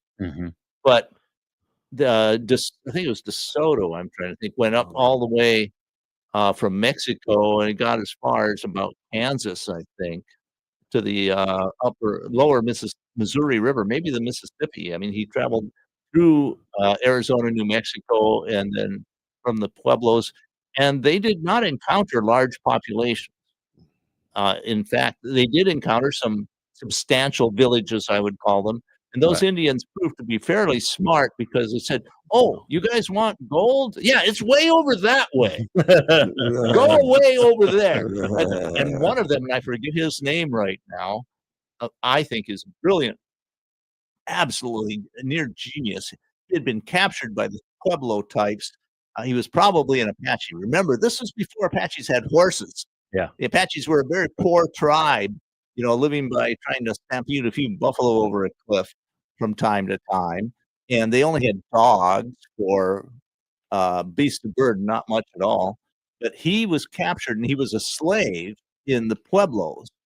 had him when the Spanish got there, and he noticed how much the Spanish were interested in gold, and he watched them, and he created a plan which I thought was absolutely brilliant, where he claimed there was a city of gold way over there. And because he had come from there and said, well, do you know what gold is? And he says, yes, that thing you have on your finger there, that thing is, that's gold. And he says it's in abundance over there. And then he tried to set it up so this expedition, which took most of the Spanish, would fail. He said, yeah, you don't need to bring a lot of supplies. Remember, your horses are going to have to carry back a lot of gold. But the Spanish didn't quite listen to him, and they had other Native Americans that they brought along too. And they almost starved on the way to Kansas across the Great Plains, but they managed to kill some buffalo and they found some Apaches, but he never got the opportunity to escape. I mean, consider this, I had to be part of his plan. Right. There has to be some place in this 1,500-mile journey that we're going on that I'll get a chance to escape. But he didn't. And when they got there and they found out that a fairly good-sized village, I mean, almost a small city existed, but they didn't have gold. They didn't have a lot of it. I mean, they had maybe very small amounts of metal at all. And the Spanish said, you lied to us. And then they killed him. Well, they might have tortured him. It's a bad story for an ending, you know. But think about his foresight, his ability to see. And it was because the Spanish didn't find much of anything that they thought was really valuable. They left that part of America pretty much untouched by Europeans for another at least 200 years. Yeah. You're saying that Kansas area is still not a very valuable part? I'm saying they didn't see it as valuable. I live there. And the difference between the Spanish, I mean, they talked about the old world sending people over to North America to populate it for prosperity. They came over to make farms and grow. The Spanish had the incredible successes of the conquistadors, where they brought back enormous quantities of gold and silver, and they didn't see it so much as a place to populate as it was to exploit, and as adventurers. And they did a fantastic job. I mean, you read the exploits of these conquistadors and how they survived and the odds they fought. It is an incredible story. But they mostly established like big ranches. It wasn't the type of thing that happened in North America above Mexico. Or people just didn't give them the gold and silver. They had to. No, they took it. They fought for it. Yeah. And a book I would recommend to anybody who wants to understand the New World and what happened with the conquistadors. It's called The Discovery and Conquest of Mexico by Bernal Diaz. And it's the best first-person account. There's only 2 or 3, and this is by far the most complete, of Bernal Diaz, who was a foot soldier with Cortez. And it's explicit details, you know, from a soldier's viewpoint. What was there to eat? Were there any women around? Where's the gold, buddy? You know, and it described how Cortez was, and Montezuma too, were these incredibly ruthless Machiavellian leaders who would lie to their own troops and their allies and anybody else when they felt it furthered their cause.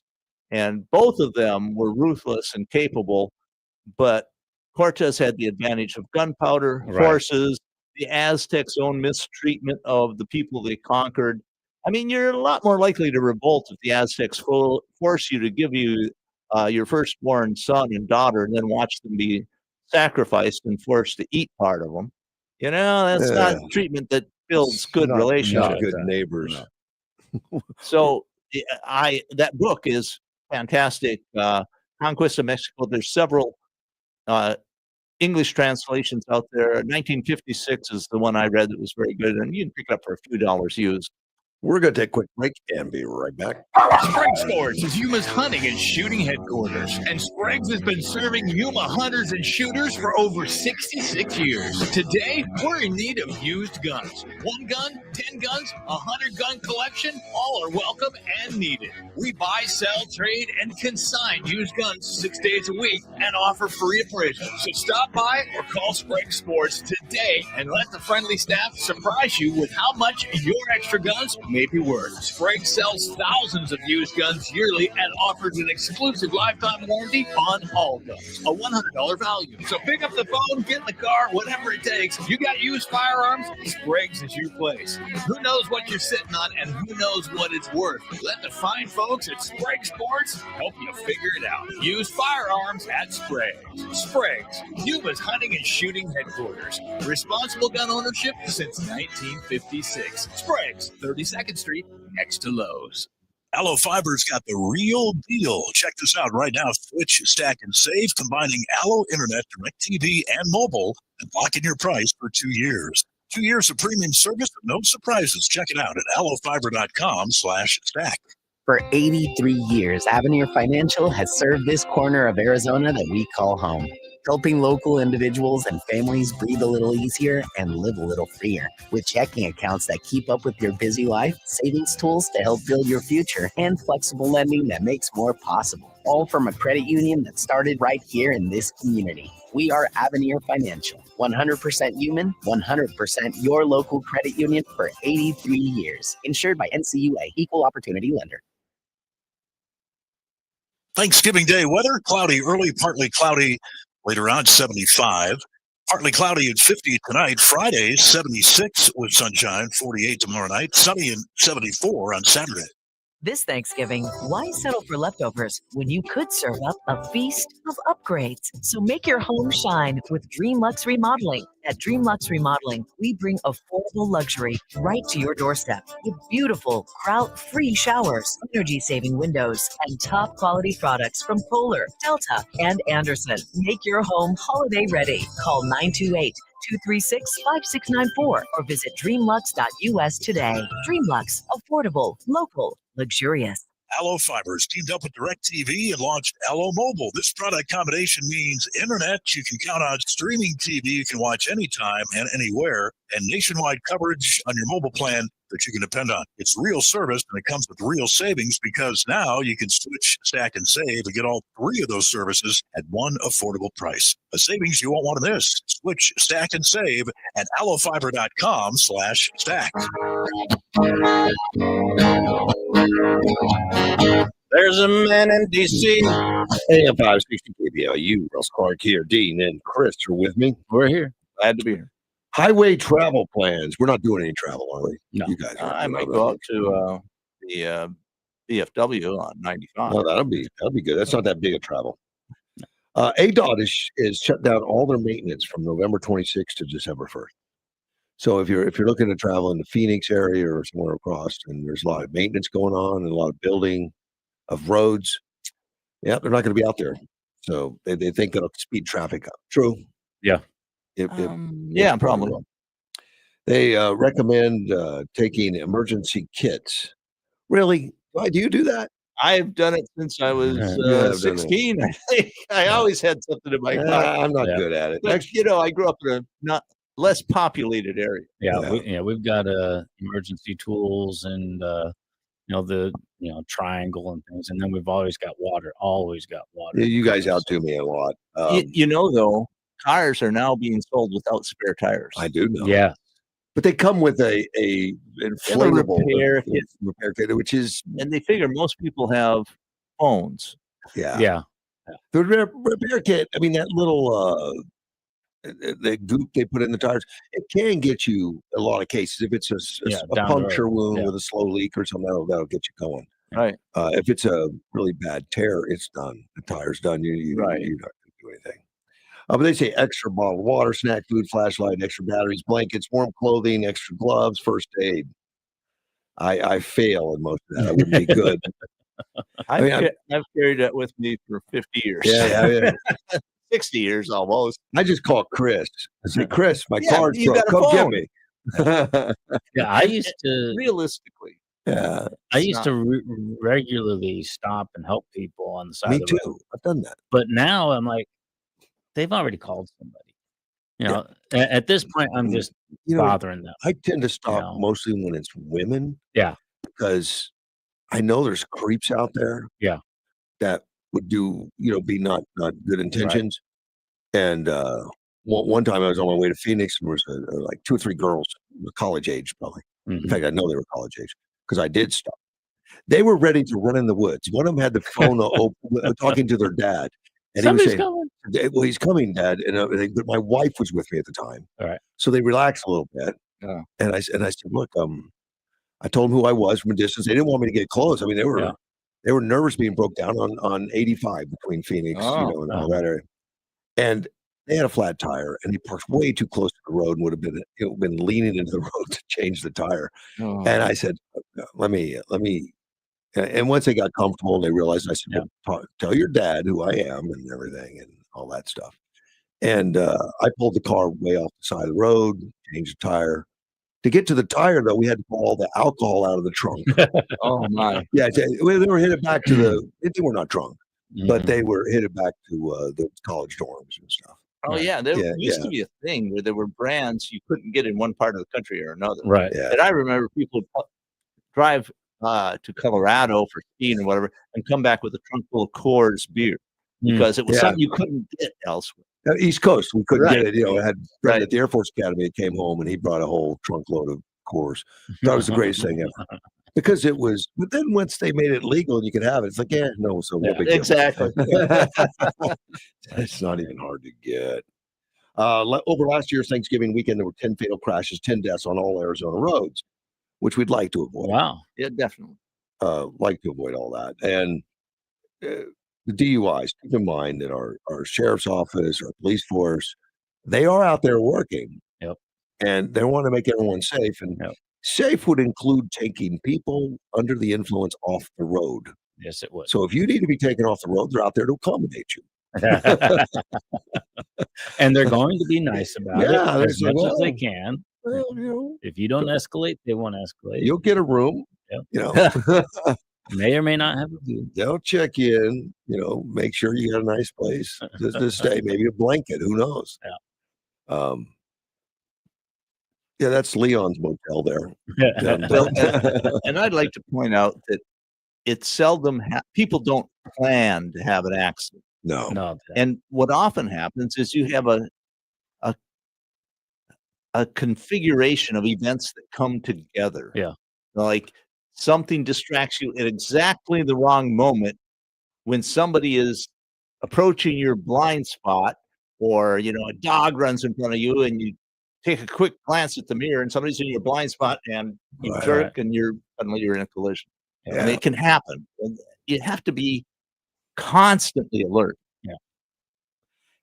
Absolutely. And you're not if you're intoxicated. Well, you're not, right? No. And another thing you can do that a lot of people don't is look way ahead of you. Yeah. Is see what the traffic is, a quarter mile ahead of you or more. And then you can plan for what's coming up, what's happening. And so you're not surprised. Unfortunately, many people don't plan ahead very much when they're traveling. And you can see them, it just drives me nuts. I'll see the vehicle in front of me and they're coming up to an intersection and they they'll come to a complete stop. Then they look around. I'm like, you could be looking around the whole time. I was trained at least. You look, you have this whole cycle of where you're looking.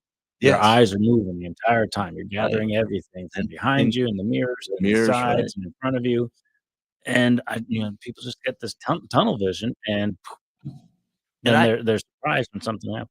And I have to say that I'm a big fan of the new safety features on some of the newer cars. Yeah. I've got a newer Hyundai that has blind spot monitoring, for example. And I already think it saved me a couple of times. I'm sure. I like that a lot. I like the one that even keeps you from, like, if you do not pay attention for a minute, you want to drift over and hit the rumble strips. It'll stop you.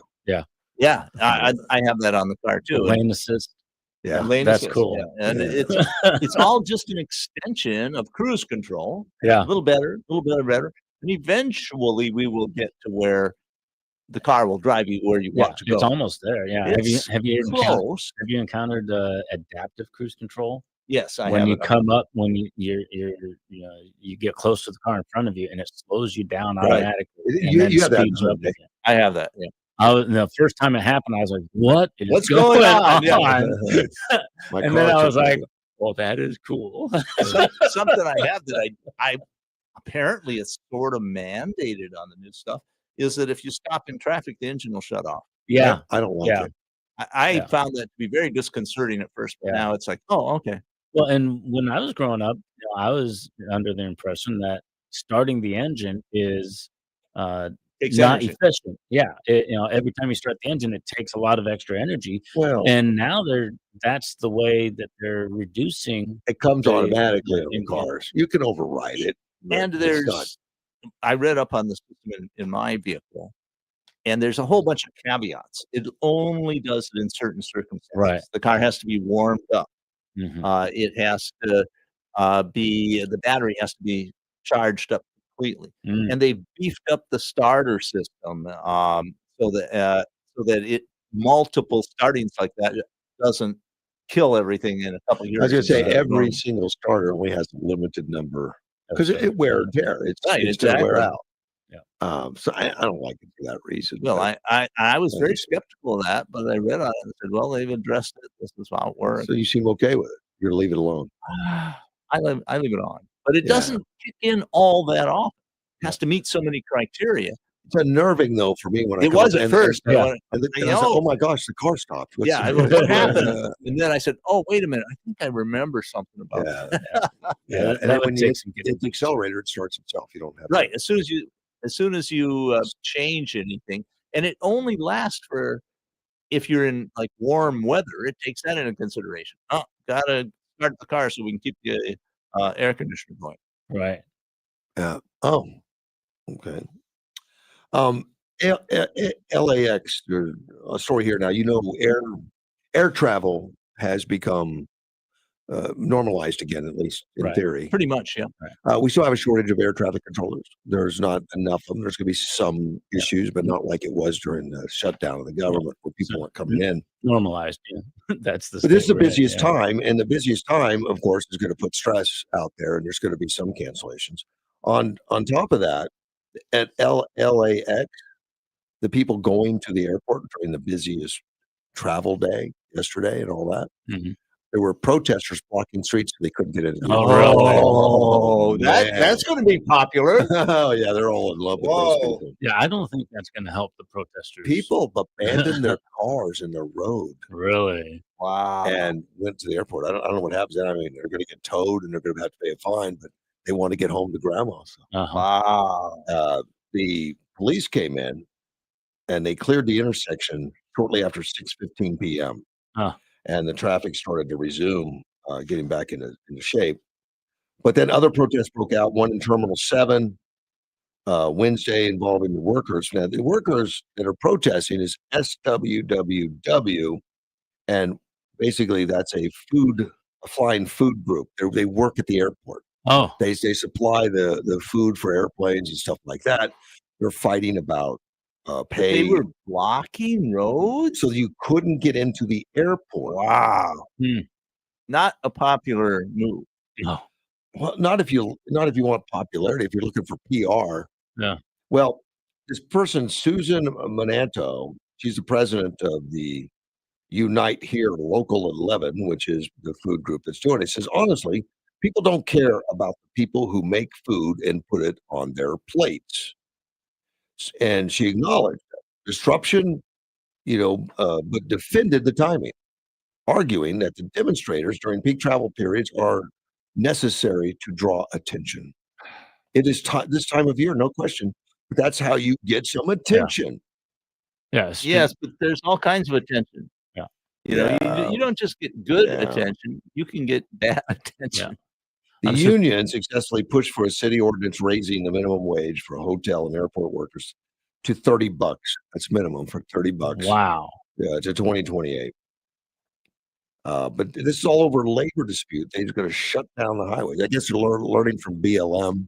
Yeah. But we have the right to peacefully petition the Right. government. Yeah, this is You don't have a illegal. right to disrupt traffic. There's no indication here that people were arrested. I would Well, hope. gee, it's Newsom's Well, it's California. California, yeah. Yeah. They probably said, well, you're a union. It's okay. I But guess. I don't know. It doesn't say whether they were or were not arrested. But then they protest in the terminals. They protest outside. I mean, this is above the pale for me. yeah. I'd hire a different service if I were at the airport. I don't care. Yeah, I mean, And I'm Say, well, surprised that the other unions aren't backing them up because, there's so many unions involved with the airlines. yeah. I wonder if the other unions are like, nah, we're not backing you on this. Well, the You're planes on were still your own. flying. Yeah. Well, if that headache isn't enough for the people traveling, we've got some winter storms coming that we don't worry about here in Yuma. We don't think about. But if you've got relatives or in the north right now, like Chicago area, in Detroit area, and all that, expect to stay at your relatives a little longer. You may not get out. Well, it was about 3 days ago. My brother said they got 8 inches of snow in That's northern Wisconsin, amazing. and that, of course, storm is traveling south. Yeah. Well, and they're getting more. So the major winter storm post holiday will impact 40 plus states. Oh, so there's some big stuff coming. It's mostly with U.S. and Rockies, which Rockies kind of need the snow. Yeah. Yeah. Well, yeah. We need snow. We got that skiing season, and we got drought still that we're. Yep. Well, I think we've been getting quite a bit of rain lately, haven't we? It's that snow impact that really gets us for the that's what gets you the through the season, summer, gets yeah. us through the whole thing. That big buildup that comes down. In the Midwest, 5 to 8 inches of snow will fall apart. Iowa, Wisconsin, Illinois, cities like Des Moines, Milwaukee, Chicago, Madison, Wisconsin are likely to see significant snowfall. So if you got friends up there, you might want to call them and say, "Hey, just be ready, get your shovel." Yeah, the news on know it know where is- your shovel is. the news on the weather that's going on is incredible. Yeah. And then heavy rain could move through the South. Cities like Dallas, Nashville, which are already, been drenched. They're already packed. They've already got lots of water. We did too. I mean, I can't imagine. I don't know how many inches of rain we got this year, but it's got to be above norm. I think it Gotta is. be. I'm pretty sure we're in an El Nino event, And we're getting and where flood warnings all the much time more because the ground is already Saturated. full of water. That's why we had the really dense fog the other day. Yeah. As of Wednesday morning, 1,100 flights across the U.S. were delayed or disrupted in some ways by winter storm. I didn't even count the protesters. But shut down LAX. Or some flights. I guess some people just couldn't get there. That's why you leave early, Chris. Yeah. Yeah. Especially when you're going to something like LAX. I like to get there a few hours easy, early, really early. And there's so I'll much get checked in, then I'll sit down, read a book, talk to somebody, have get something to something to eat. eat. Yeah, there's so many things to do in the airport these days. When I was coming here to Yuma back in '89, I went to the airport with because we were flying out of the military base in groups. And I went with the earlier group because there was a bunch of people I knew in there. I was going to hang out with them until they flew out, and so I was in the airport the night before my flight. And I was not bored the whole night. I had so many things to do, and then I, found a corner someplace and just took a nap real quick and, got up and was going about my business. You can be in the airport for a long time and not miss the time at all. I had to spend the night in Denver airport once. Now that was not a good time. and Denver airport was planes weren't really coming and going most of the night. And, right. And there's no seat you can lay down in. Right. That's on purpose. Yeah. Yeah. There in LAX one year when I was going through, they had it looked like large lockers, but they had windows on them though, and there were slots that you could sleep in. Oh. And they had this whole Do you have bank to on the rent wall. that? Yeah, you'd rent it for a little while, and it was big enough for you to crawl in, lay down, you could sleep in there. And, I would have taken get advantage of right that up. if it was available. Oh, it was fantastic. Yeah, I was. Oh, you used it? Yeah. Oh, it was yeah, that'd be fantastic. nice. You Don't forget to can't- set the alarm clock. Well, I don't Maybe remember miss the a details. flight. I recall sure they reading a story about O'Hare Airport in Chicago, where somebody figured out enough of the system that they lived in the airport. They're sort of homeless, and they lived in the airport for like 4 or 5 months. Yeah. And those stories are true. Huh? There's that. This was, I don't know if it was true. It was a news story. It's published in a major paper. There's a Tom Hanks movie called The Terminal where a guy, that's right, was stuck in the airport because his country had a the revolt, passport couldn't work. so he couldn't get into our country because his passport didn't exist anymore, and he couldn't go back home because there was a new government in place. He was in the airport for months, found a way to make it work and lived there. Yeah, the airports are cities in and of themselves. No place I want to live, though. No, I don't think so. I'm gonna take a break. Back. It's 8 o'clock already. That's okay. Most people aren't going to work. As soon as I say I'll be back, the dog barks. We'll be back.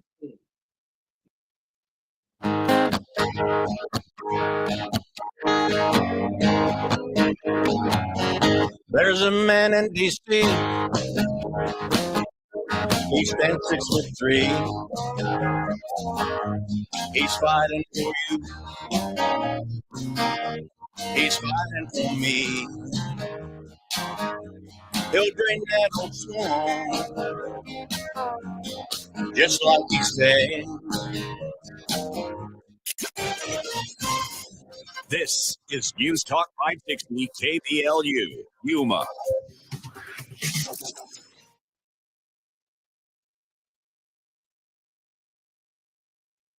Surgery.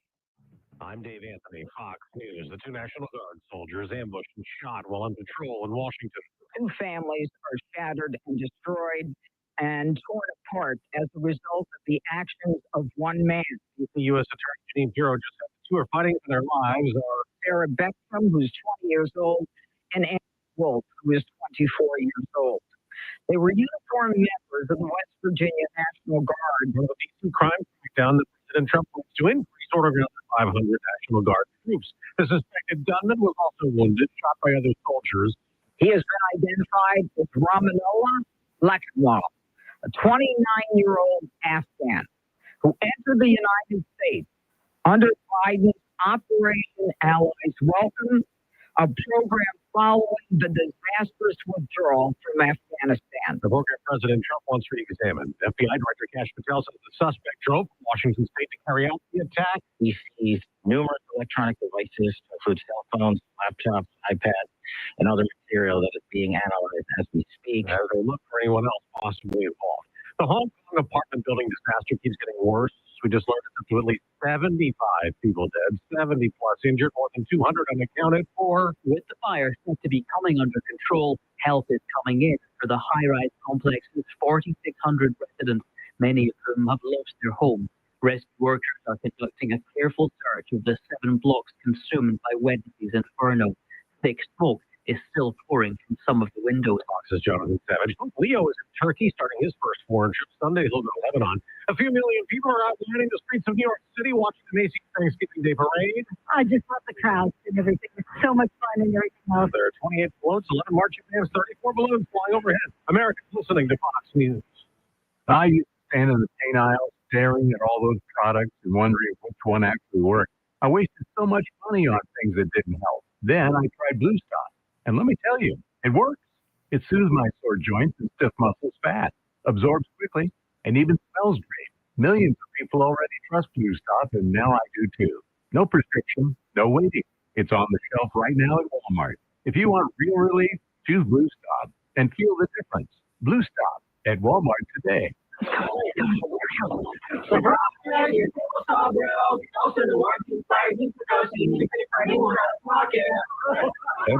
We know small business owners don't usually like surprises because they cost you money. But a good surprise that could save you money? Getting a commercial auto quote from Progressive. Oh, the replacement part you ordered doesn't fit the completely new plan. Surprise yourself. See if you can save in as little as 8 minutes at ProgressiveCommercial.com. Progressive Casualty Insurance Company.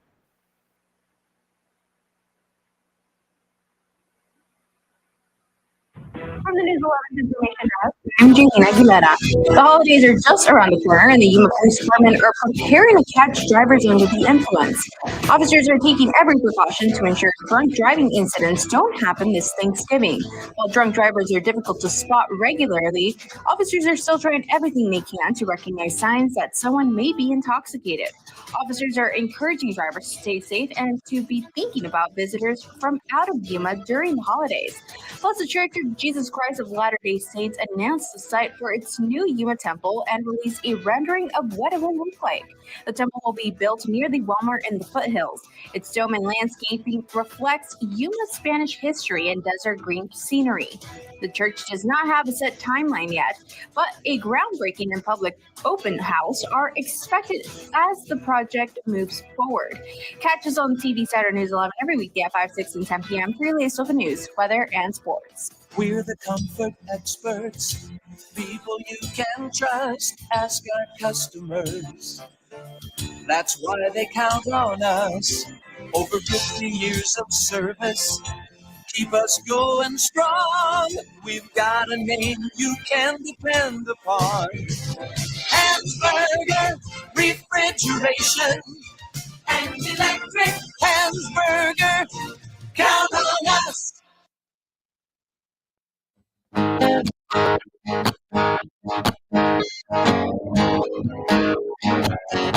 There's a man in D.C.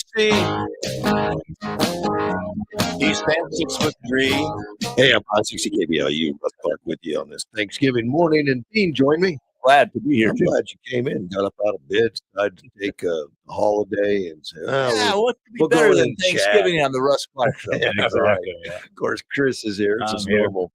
I didn't know if you were going to come, of course, Thanksgiving and all that. Chris may sleep in. There's some work that needs to be done at home. I was like, I wouldn't. If I didn't go to the show, I'd be sleeping in anyway. So I would have been too. At least this is going to get me up, and when I get home, I'll be ready to get some things going. So, And I thought he just believed it was essential to get out and do this work. That's part of it. It's too, essential. Yeah. Absolutely. For good for the community. Yeah. I've got two things I got to go to. My daughter's house. We're going to go there for Thanksgiving, and then Helen's, because I'm in a marriage that with more kids and grandkids and stuff all over the place than you can imagine. So we're going to go to another event afterwards, say hello and all. But we'll be traveling out a little bit, which will be enjoyable. Yeah, will be good. Anytime getting with the family is good time. Yeah, it is, and I think most of the cooking is going to be done by everybody else. I mean, we're taking a few little things, but that's nice. Yeah. I prefer to have events in my home because I'm just more comfortable. Like leftovers. But it's there's a lot of work involved in that. So Sure. When it is in somebody else's place, Sure. I appreciate the lack of effort on my part. Absolutely. Of course, there's 6 grandkids over at my daughter's house, so it'll be hilarious. Yeah. I'm sure the kids all behave and everything. They don't get out of control. I'm leaving the dog at home though. That's the probably dog's just been Thanksgiving alone. Instead of running around getting involved in that mess. I think the dog would appreciate that. There can Nah, be a lot of people in the room, and dogs. She likes going with me, but she's protective of me. She'll end up being loud and stupid. A judge just ruled that West Virginia parents can use religious beliefs to opt out of school vaccine requirements. It surprises me, Dean. Yeah, we went through all of COVID, and you were a criminal if you didn't take the. It was a dark day. Yeah. A dark period, I should say. It was very much so. I mean, people lost military careers, and well, there were so many small businesses that were forced out of business for nothing but some idiot in government thinking they had to make the Trump economy look bad. That's the way I see it. I think you're right. Well, and even without the whole COVID thing, people have rights medically. You shouldn't require a religious exemption. My body, my choice, right? Yeah. That's used for abortion. Yeah, but it's true. When there is no other body involved, abortion, there's another body involved. But if you're getting a shot, and people they say, the doctor's having me do this, and the doctor's suggesting you do that. You get to choose. you don't have to be admitted. If you don't Our want to. government really put their foot down on that one. It was a dark day, like Dean said. It was a dark day. And the whole "my body, my choice," that is a favorite slogan amongst the people wanting an abortion. All those, and that's usually the left crowd, that's political, it's the left, didn't say a word about the shot. They promoted it. Your body and your government.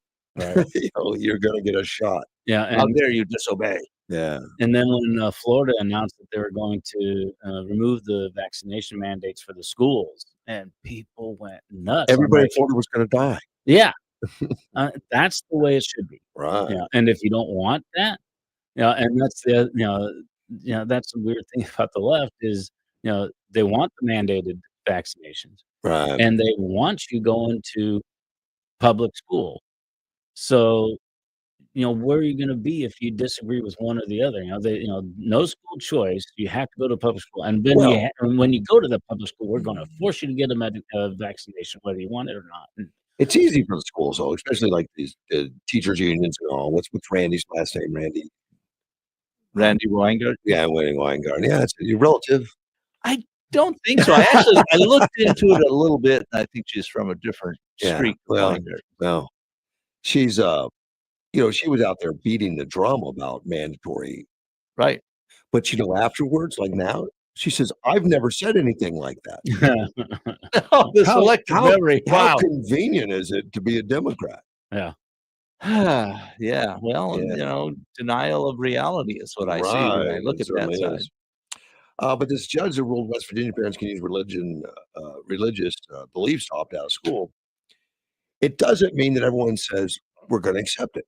And the left has always accused Trump of breaking law and not following, which he's followed it completely.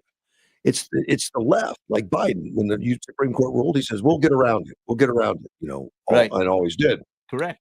With this one, this circuit judge, Michael Frobel, he issued a permanent injunction saying children of families who object to the state's compulsive vaccination law on religious grounds will be permitted to attend school and participate in extracurricular sports.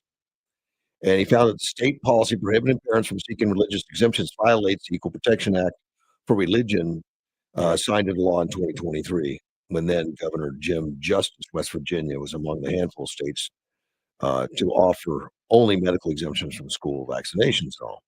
Well, Governor Patrick Morrisey now issued an executive order this year allowing religious exemptions, which is good. But however, the State Board of Education says ignore it. Like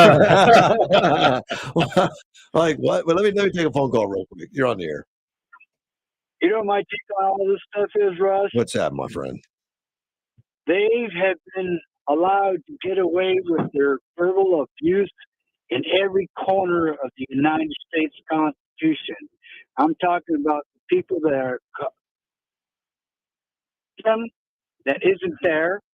What do you got? Reed telling the ISIS looking for non-white, dark-skinned people.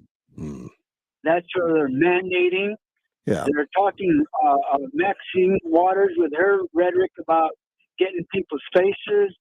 They've gotten away with the racial victimhood, screaming and yelling and carrying on. Oh, they're asking for violence in my book. They're just been pushing. They have been, and they've been allowed to get away with it. Yeah. See, that's the whole problem in the whole nutshell. They have been allowed to get away with it to the point we have 2 National Guardsmen shot. Right. Because of what the rhetoric of the Democratic Party is telling Americans what's going on, what Trump is doing. They've been allowed to get away with it, that we have our own Senator idiot, Kelly, saying what he did and being still a retired military man that knows the conduct of a military. But I believe they all said that because Chuck Schumer was still in charge, was a minority, right? And we were still in the government shutdown. But as soon as that government shutdown was opened up, they lost their ally, meaning Schumer. He had no more power. I think Schumer's been hurt. He's hurt himself, though. He's trying to be something for everybody, and you can't do that. He hadn't stood for anything. Right. Exactly. But look how much power he still had. Yeah. But once the government opened up, he lost everything. Lost everything. Yeah, he And had. that's what's happening. These people thought they had the world by the webbles, Yeah. if you know what I mean. Yeah, but unfortunately. But he Yeah, yeah, he hurt himself very badly in that whole Yeah. deal. Yeah. Well, Kelly did too because he thought he had Schumer and the Congress backing him up. Too many Americans are coming out saying, "Hey, enough is enough." Democrats too. Because Which has been amazing. Not Gallego. Gallego Yeah. is taking it for everybody. I mean, I don't know what's wrong with that guy. He's kind of crazy. He's all I over don't. the place. I don't either. Yeah. I don't. He is all over the place. On talk about both sides of the aisle, Yeah. huh? Yeah. But anyway, that's my whole take. That Thank you, buddy. for so long they've been allowed to shout, scream, tell lies, using the First Amendment right to tell lies to get America to where we're at today, and that's the problem in this show. Thank you, man. In my eyes. All right, later. That was Mr. Gilbert. I didn't say happy birthday or Chris. Yeah, happy Thanksgiving. Should have. And I think Gilbert really hit on the crux of the matter when he said they've been allowed to say lies for so long. Well, they dominated the media for probably about 40, 50 years. Yeah. And there wasn't any non-progressive media to speak of until really Rush Limbaugh is the one who pioneered it. There was such a pent-up demand for viewpoint that probably a majority of Americans had that he became an incredible success. And the media did not treat Rush well. No, they tried to get rid of him. Yeah, they were chased him out unsuccessful. at New York and everything. Yeah. And, Well, and he was on like AM radio. Right. Nobody listened to AM radio, and all of a sudden, Rush was on AM radio, and people like, oh wow, well, there's a place where I can go. He made talk radio very popular. Yeah. I recall that because I moved here recently in '89. I was listening to the radio at one of the workplaces of some people that I was supervising. The radio was on, and I heard Rush Limbaugh. I said, "Who is that guy?" I hadn't known because I was down in Panama. I didn't get any AM radio down there with not with Rush Limbaugh on it, and I was astounded, that somebody was saying that stuff and allowed to do it. He wasn't like hounded out of existence. Rush had a lot of courage. They tried to hound him out of existence. They did. They did. Yeah. And even on this little station, I mean, over the years, I've had people trying very hard to get the station to fire me, get rid of me, all kinds of stuff. But they know that you're going to get a certain amount of that, no matter what. Right. They understood. And I've been very fortunate that I've had good people here that have my back. And well, and the whole thing, there's no such thing as bad press. If somebody calls in and says, "Oh, I hate what he was saying," then the number crunchers are like, "So you were listening?" Well, right. And the advertisers love that. It's counterproductive to complain. Pent up demand. I mean, it really was. I mean, I often wondered because I grew up in the era where the progressive media was completely dominant. Right. You just didn't hear anything else. I mean, maybe somebody would slip a John Bircher book to your father or something. What's this? What? Somebody thinks differently? Yeah. Well, yeah. Somebody, I think it was you was talking about the 3 stations, and they all had the same stories, same things. take. Yeah. Getting back to this West Virginia thing with the parents, apparently there's a disconnect between the governor and the legislature. One's not keeping up with the other. So now there's 2 groups that had sued to stop the governor's order, arguing that the legislature has the authority to make the decisions instead of the governor. And they do that because they agree with the legislature that you should take the jab. Right. It's amazing how much the courts are involved in all of this. And more so now than ever I remember. I think you're right. Yeah. And we all run to the courts. Right. Which didn't used to be that way. No. Yeah. And they're they're doing their job. They're defining things, but some of these things should not need to be defined. Obviously, you should have a religious exemption. Well, that was written You know, into you shouldn't need the religious exemption in the first place. You should be able to say, "No, I don't want the shot." But if even the it military is supposed to get religious exemption, Yeah. and they did not during COVID. Yeah.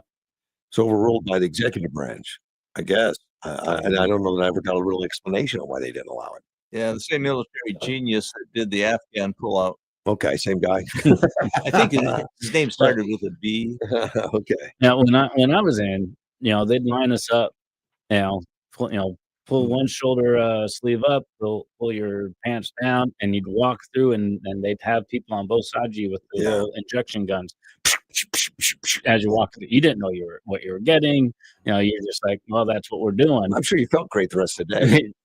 Yeah, depending on what you got, you could have a rough day or two after that.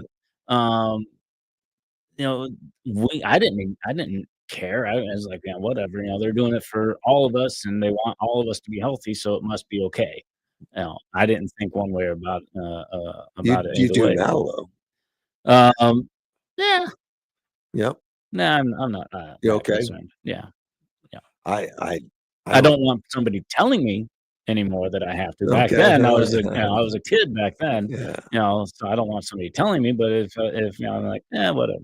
I have take it or never leave had a COVID shot. No. And I'll never get one. I've become much more skeptical Yeah. of the whole medical establishment. Oh, that I am. Yes. I don't trust it. And I was able to dodge the bullet because here at the radio station, it was a mandate that you had to get the COVID shot. It's a California company that owns it. And I was able to skirt the issue. So they came up with policies about what I could and couldn't do, which limited my movement through the building. But I don't care. I'm here in the morning anyways. I'm gone. And they didn't like the fact that I didn't take it. They bought into the whole thing, as most companies did. Yeah. A lot of companies did that. And a lot of people, Well, and hospitals across the nation lost lots of people. There was so much financial incentive to get behind the whole thing. But There's a lot of push. But the whole medical field, like you were saying, you don't trust the entire industry anymore.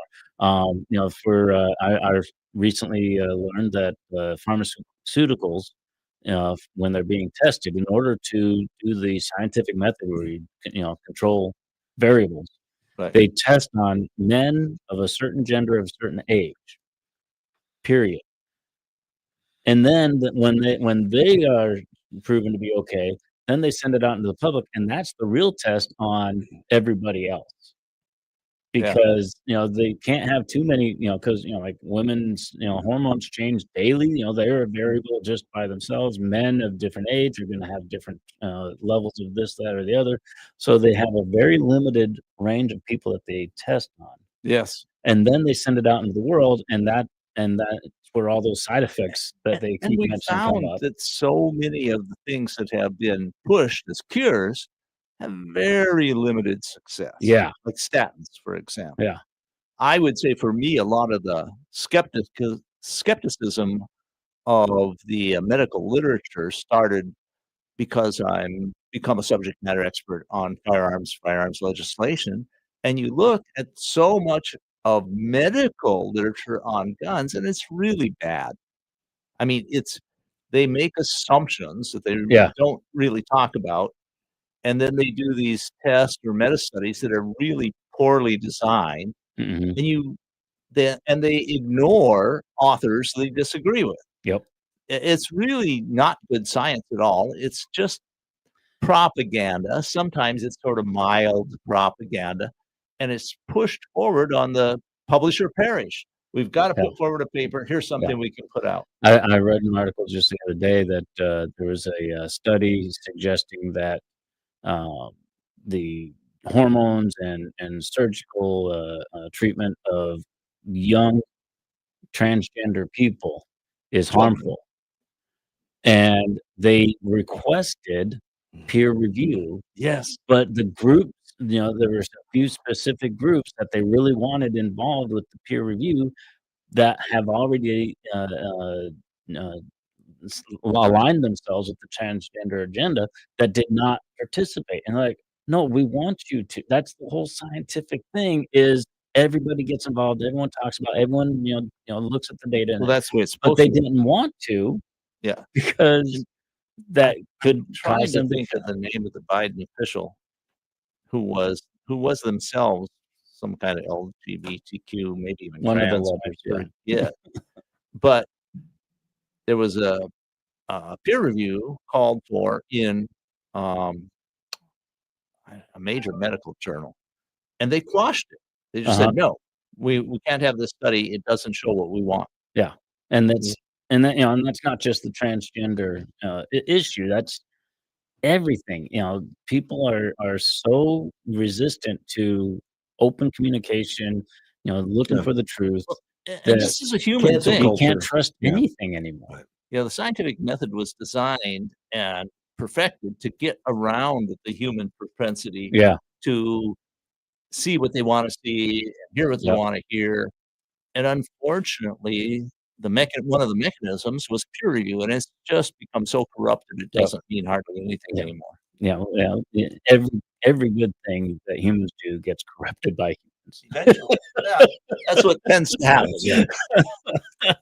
Hey, I've got a appeals court just upheld a lower court against Donald Trump, which Donald Trump's been very successful winning. He has been. It's been really successful. But this is a lawsuit against Donald Trump for a frivolous lawsuit against Hillary Clinton, former FBI Director James Comey, and others on the whole Russiagate thing.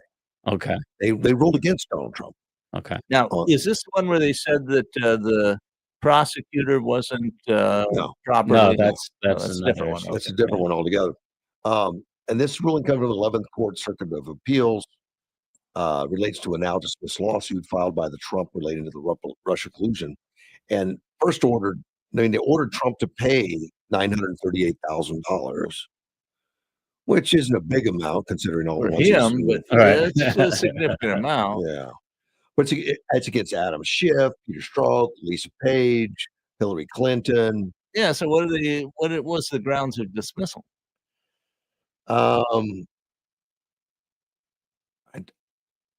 They said it was frivolous. The lawsuit that Trump did originally was frivolous. So That's was very odd. Trump had a lawsuit against all those people. It was a frivolous. It's his penalty for filing a frivolous lawsuit against Hillary Clinton and others. Oh, okay. On the whole Russiagate thing, which I think the whole Russiagate was a real. It was a real thing. We've got lots of evidence. Right. Yeah. This sounds, like a subjective judgment on the part of the judge. Well, and now it's going to be appealed. I'm sure. Well, that it was was the appealed. appeal. So this That the was next the appeal. Well, will be there's the always Supreme another Court. appeal. Yeah. Supreme Court's the best way to go, and the only way to go now, and who knows if they take it or not. But They may or may not. They don't have to take. They only take about. they can't take I it think all. about They're 3 or 4% overwhelmed. of the cases. But they've been real busy with Trump since Trump. I mean, because he gets sued constantly. He's Right. suing constantly. And he has been extremely successful at the Yeah. Supreme Court level. About 23 out of 24 Well, the cases left he's points won. out how unsuccessful he is on the initial lawsuits, Right. where they judge shop, Yes, exactly. and then later they're overturned. Mhm. Yeah, and often at the appeals court too.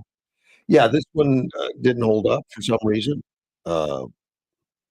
They said that his lawsuit was frivolous. I don't see it as frivolous. I mean, we've got so much documentation that this entire Russiagate was a fabricated story. Well, not only that, but there was tremendous collusion between the FBI. Yeah, Adam and- Schiff even wasn't just a bad player, leaking press and leaking secret stuff. and outright lying to the press all the time. Yeah, I've got absolute material on my desk that proves he's guilty. Mhm. And it didn't exist. Didn't exist. Yep. Yeah, he lied constantly.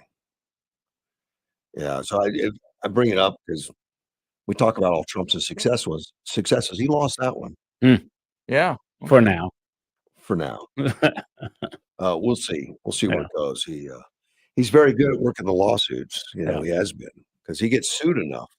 Right. His lawyers are getting paid. Eric Swalwell, he is creepy character. Yeah, it's from California. Yeah, he's running for governor, in that state. I hear that. Yeah, I heard that. Well, he's getting credentialed right now by what he's saying. He says,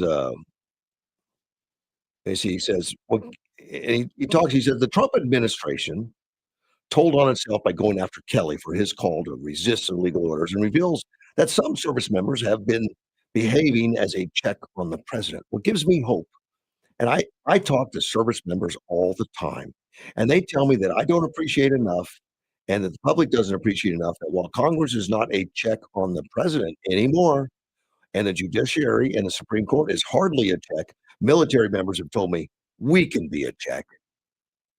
Yeah, it sounds sort of like the South American thing, where they'll, if we don't like the current administration, we'll do a coup.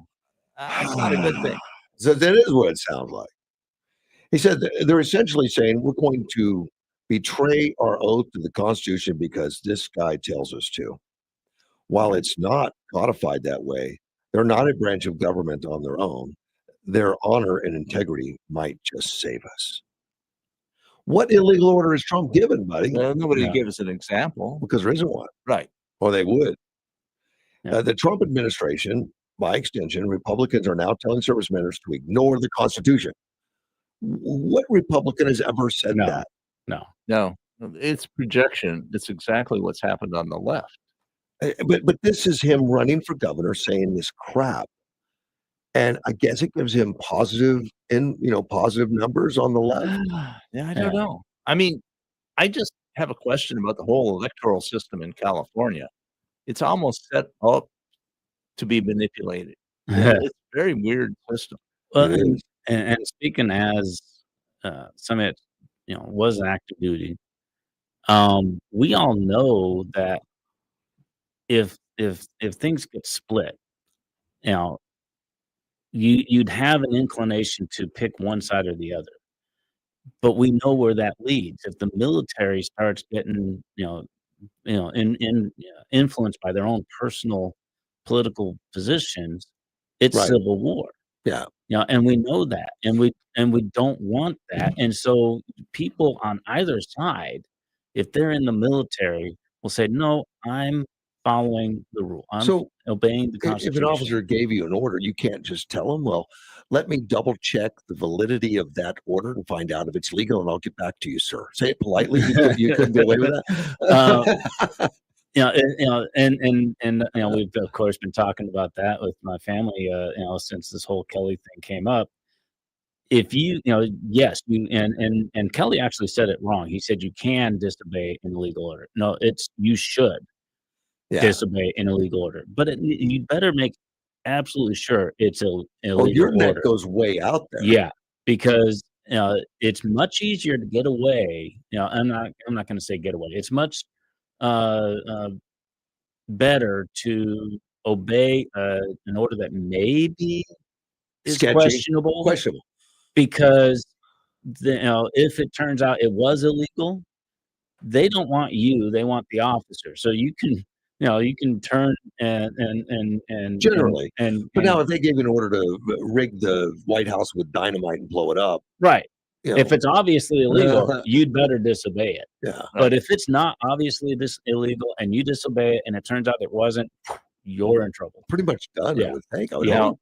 Because now, depending on the circumstances, you could be executed for that. Yeah. Yes. Now- As an officer, we were taught that you have every right and you should not obey illegal orders. Right. But if you ever disobey an order, you better be right. Yeah. Because it's extremely dangerous Yeah. to disobey orders. For everybody. And Yeah, you for are putting everybody. yourself at extreme risk. And yes, there are times when it's actually happened and been called for. Yeah. But it's rare. It is It's rare. very Yeah. rare. And And it's very dangerous to everybody involved. And all of us know that the guy next to me wants what's best for the country, just like I do. And we're here to serve, and we're here to protect, and we're not out for our own benefit. So if an order comes down, it probably is the right thing to do. And what we were taught is sort of a minor pushback mechanism. You can ask to have the order in writing. Mm. And that would give pause to somebody who's giving an obviously illegal order. Well, okay, modify this way is usually the kind of response. People are hesitant to put it in As writing. an enlisted man, I don't remember ever being This given that was- option. as an officer, we have a little different training. Yeah. So, Dean, tell me why. Tell me why Eric Swalwell, the other six, Kelly, and all those are trying to throw this lecture out there to the rest of the public.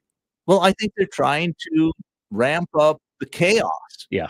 And the discontent in the country, and if you prevent anything from happening, the administration in power gets blamed. Yeah. No matter what. Yeah. And what we see is it appears to be sort of a chaos strategy on the part of the left. If we just gum up the works and keep anything from happening, if we can just get control of the House in the midterms, we can stop everything, and then they'll elect a Republican in 2028. Yeah, I mean, not a Republican, a Democrat.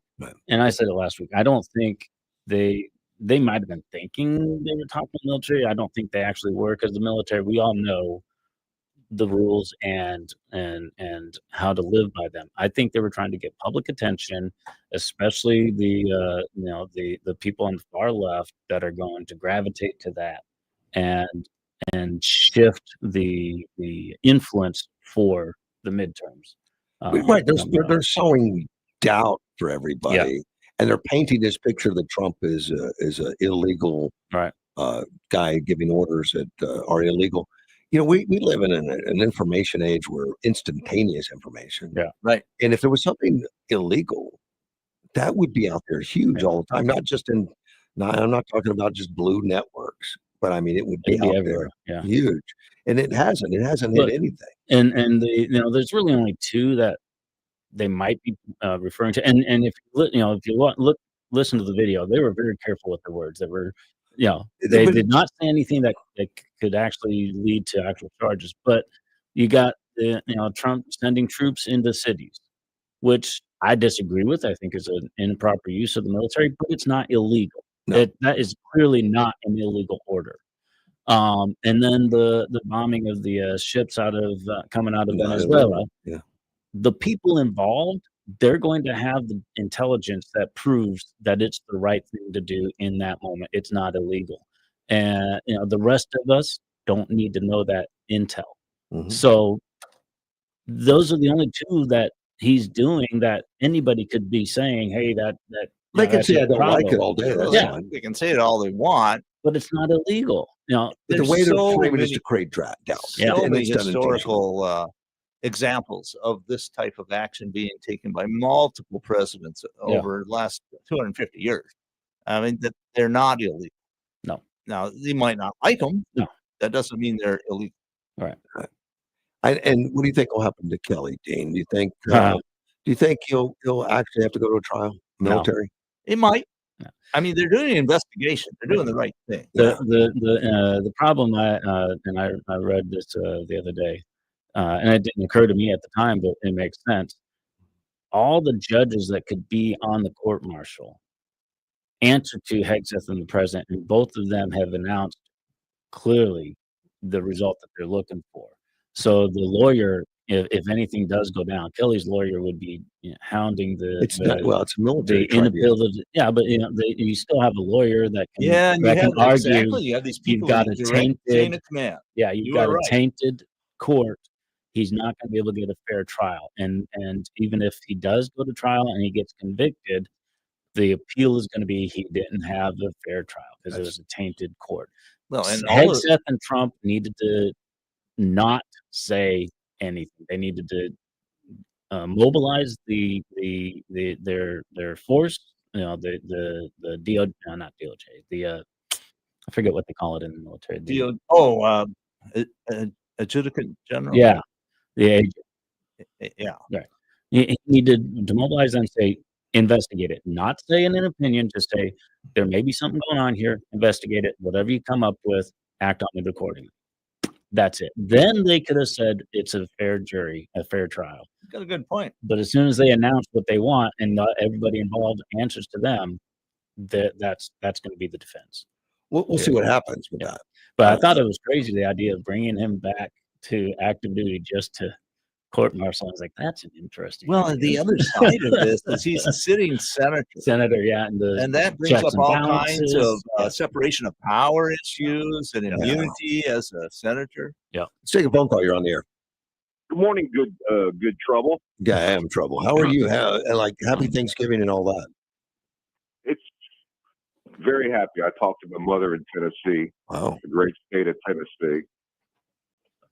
Yeah. trying to wall off Memphis. She told me don't do it. No, Memphis is just stay out of it. No, I wanted to ask Dean a quick question. Okay. Dean, Go ahead. do you remember what the Black Hand Society was Oh, and what they did? it sounds familiar. Now I'm trying to remember. So maybe was this Chinese or Japanese? No, this was Bosnia Herzegovina and Austria-Hungary. Well, when they assassinated. Yeah. Okay. Ferdinand. That brings some memories back. Yeah, this is exactly what's going on right now in this country. Yeah, I That think you're same right. scenario. I think Victor Davis Hanson talked about it. This pushing us into separate tribal units where people owe loyalty to their tribe more so than the country as a whole, and it's very dangerous. Yes, very dangerous. It triggered the First World War. Mm-hmm. Just assassinating the wife and Archduke of Ferdinand by the Serbians, right, triggered the First World War. But there were a lot of other things that were sort of setting up that whole disaster. Yeah, it's called a blue line and a red line. Mm-hmm. We're just doing the same stupid stuff over and over again. That's called insanity. It's very dangerous. I think the left is just pushing this hard, and they're pushing this violence. And when it happens, it really destroys communities, and they become far less safe. We see this, But it might put the left in power. That's all they care. Right. I see that. That's what it appears to me too. Yeah. But it's really dangerous, and in many cases, what happens is the larger community will finally say, "No, we reject these guys. We don't want people who are more loyal to, maybe say the Somalis than they are to America." And so I suspect that people like Ilhan Omar are going to be in trouble in the future. They're just not going to have as much power. People won't want to be associated with them in the larger community. And you have good faith that you believe that to be true. Yeah. That they will not let this spread. So that it is an extremely dangerous situation. And I hope that we're strong enough to make it through it. Well, I don't want to see this country go through a second civil war, because that's what they're bringing us down to, a red and a blue. Back then it was blue and gray, but you know what I'm saying. I do. This red and blue is ridiculous, Dean. Yeah. Yeah, you're correct. It's very dangerous, and I think we should do what we can to prevent that fracturing into all these minor tribal factions that only look out for themselves. Right. Well, my grandfather left Hungary because of this. He came here to get away from this crap. Mm-hmm. And it's being drug over here. Yeah. Call it what you may, but this is nothing more than the Democrats or the Black Hand Society. There's a lot of similarities. You're correct. Yep. All right, guys. Have a good holiday. You too, sir. Take care. Bye-bye. Bye. Ted called and he was correct for once. Well, there's a lot of truth in what Ted says. That's good. Hey, I got somebody that texted this morning and said, happy 400th Thanksgiving Day. It's actually 404. Wow. If you use the 1621 as a starting point. That is incredible. I didn't know we had anything 400 years old. We're a fairly new country, Well, people say we're new, but we're one of the longest lasting polities that has continuous service that exists on the face of the earth. I mean, China, the modern China government, at best, is from 1948. And most of Europe has had numerous revolutions and overthrows and new countries forming new borders. I mean, but the U.S. has proved to be amazingly resilient and persistent.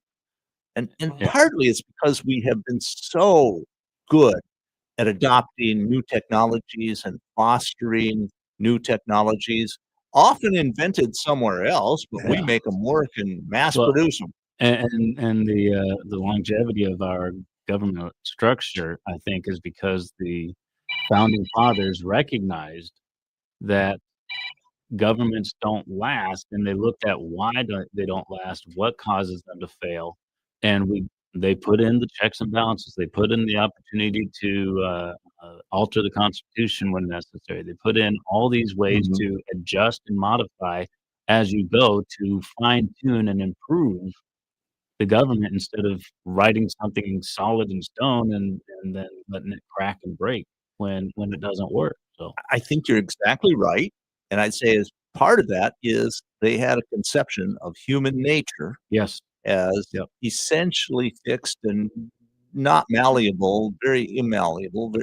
That's same for most people everywhere. right. And the biggest threat we have is from, I would say, progressivism or the left, where they believe human nature is completely malleable and you can Yeah. change it. Yeah, they're trying to anytime, anyway. They're counting on the improving of human nature, Yes. which isn't gonna happen. Humans have been humans for a long time, and we're gonna continue to be basically the same way.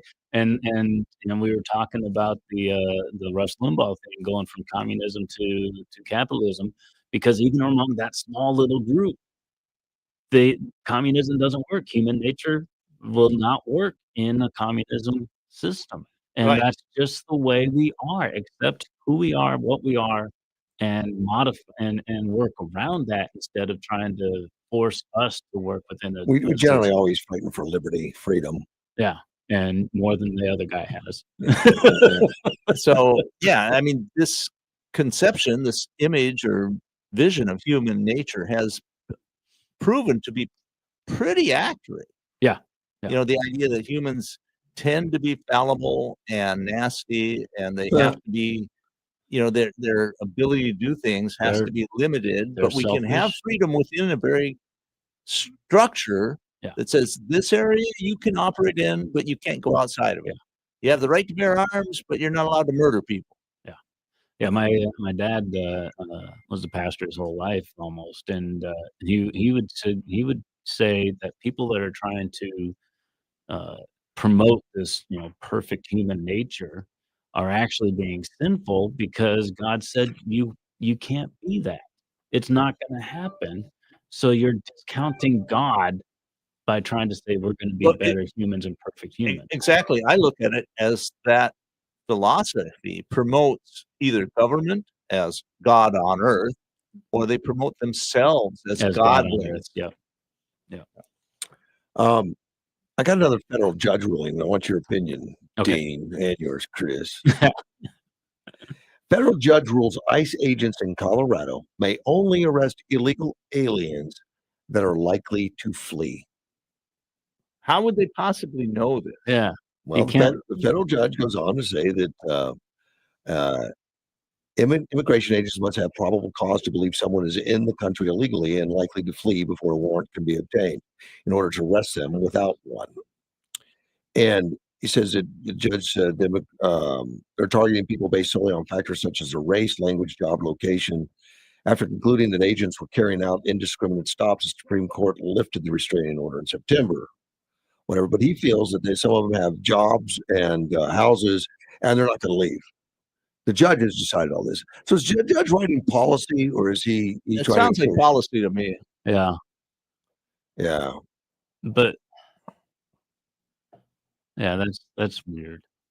It is, but it's U.S. District Judge Brooke Jackson, because there was a lawsuit brought by the American Civil Liberties Union of Colorado, Right? Yeah, which is normal, on behalf of 4 people, including asylum seekers who were arrested by ICE without warrants. And when they say without warrants, police arrest people every single day without a warrant. Right. Yeah, most arrests are without warrants. Without warrants. Because you observe some sort of criminal activity happening. And they're breaking the law in some way. Right. Which it's no different for the ICE agents. And if they go into a building to pick up somebody and 10 people run, that's probable cause something's wrong. Yeah. They're going to chase them down and at least interview them. And if they find that they're not in the country legal, they're going to arrest them, even if they don't have a warrant for that person. Right. Yeah. Yeah, that's and generally correct. Does it define flee as in running away from the officer? Yeah. That's one thing an officer always or told me, though. trying to get out of town. Well, running away from an officer is the initial arrest, but the judge says you can't do that unless you know the person's going to flee the country. Well, how would you know that? Well, if they're going to flee the country, let them. Well, that's an interesting point because the Trump administration has this motivational program. We'll give you $1,000 bucks. Yes. We'll give you a start back in your own country if you voluntarily deport yourself. leave the country. Yeah. The judge says that each of the plaintiffs had a long-standing tie to their communities, and no agent could have believed that they were likely to flee before obtaining a warrant. So he's saying that, look, once you find out they have a house and they have a job, you can't arrest them until you come down and get a warrant.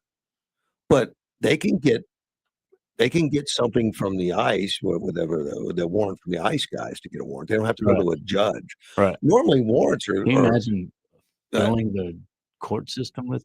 Normally, a warrant is a whole immigration system set up that's separate from ordinary judiciary. And they can get it from their own ICE agents to get that Well, from their own ICE community. And I would think an order of deportation is sufficient. Well, it has been, but now they're saying you need a warrant. No, on top of that, that counts as a warrant, as far as I'm concerned. Well, the Well, judge, you'd have to look at the specifics. they're not thinking about that. I've read some of these, a lot of court documents, and it often comes down to just a few words is making a huge difference. Well, look, if you see a guy rob at a convenience store, and you find out that he has a house and a wife and a job, and you can't arrest him until you go down and get a warrant. Well, you arrest him, but then usually you can make bail. But the judge is saying now you can't arrest. You Yeah, can't I know. So arrest it's very illegals. You wonder what's going on. If they have a current address or something, have a house. Yeah. You have to go get a warrant. That's ridiculous. He's trying to rewrite immigration policy. Yeah, I agree. I don't know if that'll hold up at all, but that's in Colorado. Colorado is turning so blue. Yeah, and surprising. they legalized marijuana. You think they'd be more chill?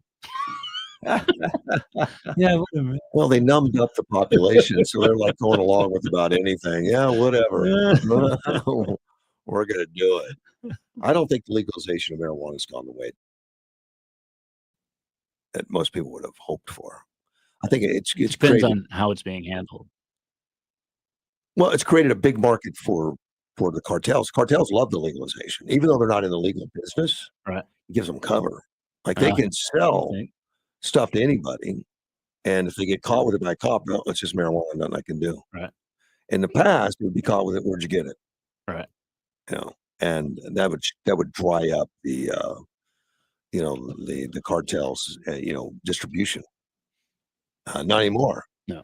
They kind of like it, and I haven't done it for a while, but I interviewed some places in Colorado that were selling marijuana. I said, well, what's the average age of the people coming in buying legal marijuana? 55, 60. So, but all the kids are smoking. Yeah, but they don't buy it from us. They get that off the streets.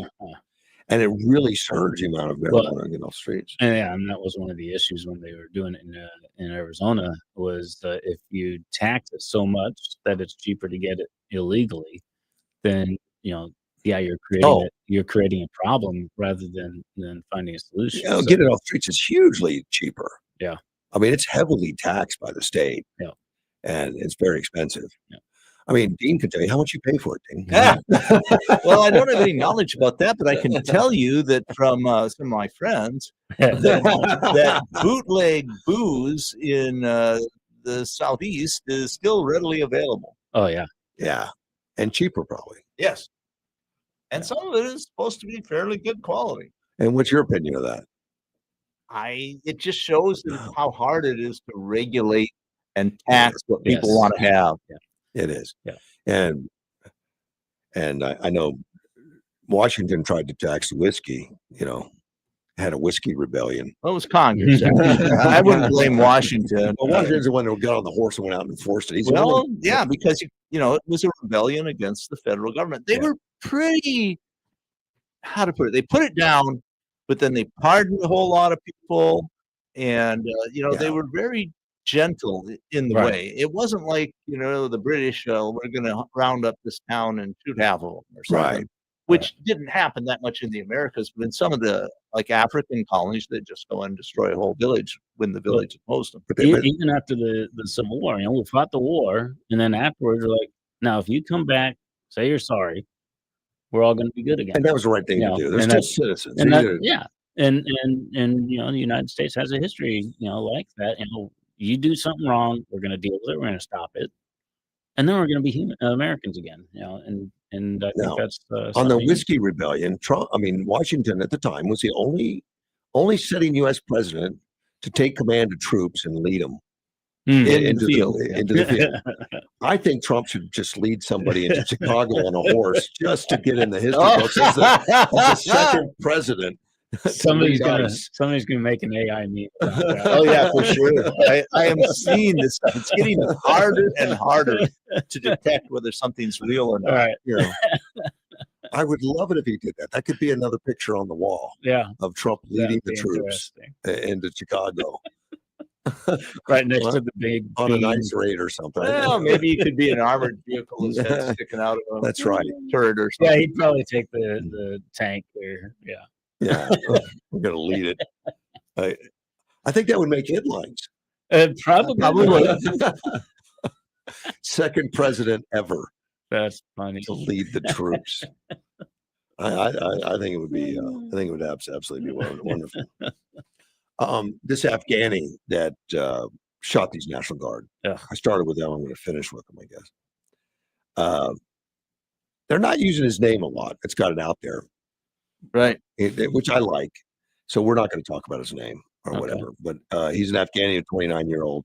They came over, and they say now that, I've read these work with various government entities, including the CIA, but they're not telling us exactly what he was, but they're claiming he was a partner force in Afghanistan, which we really, when we evacuated Afghanistan, we left so many people there that were partners. We didn't try to get them out. Right. Yeah. It was really terrible failure by the Biden administration.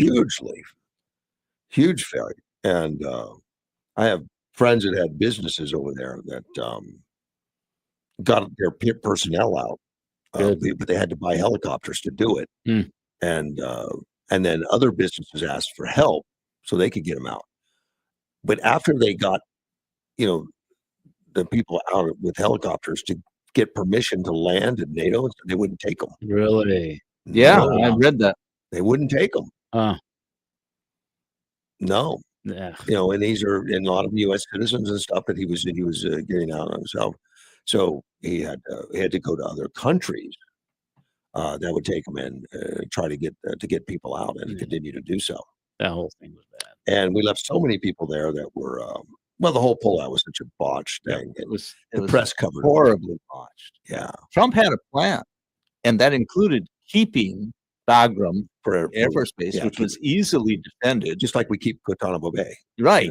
And it would have been a brilliant move because it would have been a great forward listening post in the area. Yeah. There hadn't been loss of life in Afghanistan for 18 months by the U.S. We were strictly, I guess we were providing intelligence, providing support for the Afghan police forces and military and stuff like that. And we pumped enormous amounts of money into the Afghan economy. I thought a lot of it was just wasted.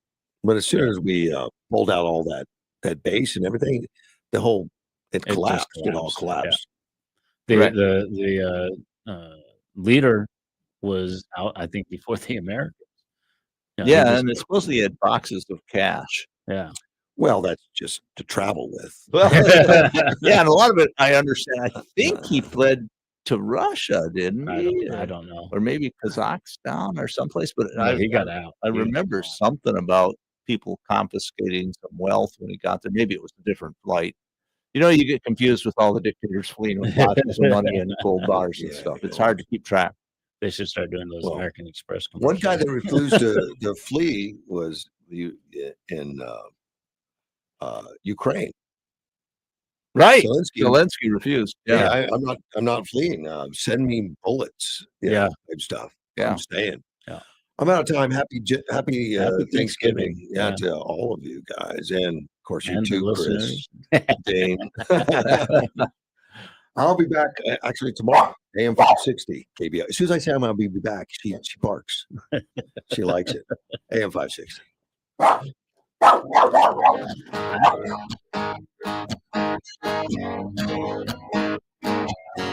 There's There's a man in D.C. He stands 6'3". He's fighting for you. He's fighting for me. Thanksgiving Day weather, cloudy early, partly cloudy later on, 75. Partly cloudy and 50 tonight. Friday, 76 with sunshine, 48 tomorrow night. Sunny and 74 on Saturday. As the nights get colder, some Yuma families are simply hoping for something warm to sleep in. This holiday season, El Dorado Broadcasters and Avenir Financial invite you to join DJs for PJs, a pajama drive, bringing comfort to those who need it most. Please donate new, unused warm pajamas, any size, from baby to adult, now through December 14th. Drop them off at our station, Avenir Financial, or any local Little Caesars Pizza. Your gift will help local families through Amberley's Place and Arizona's Children Association, because sometimes a little warmth can mean the world. To be a part of Russ's show, call 928-344-5258. That's 928-344-5258. November is the month of deals at Firearms Unknown. The clock is ticking.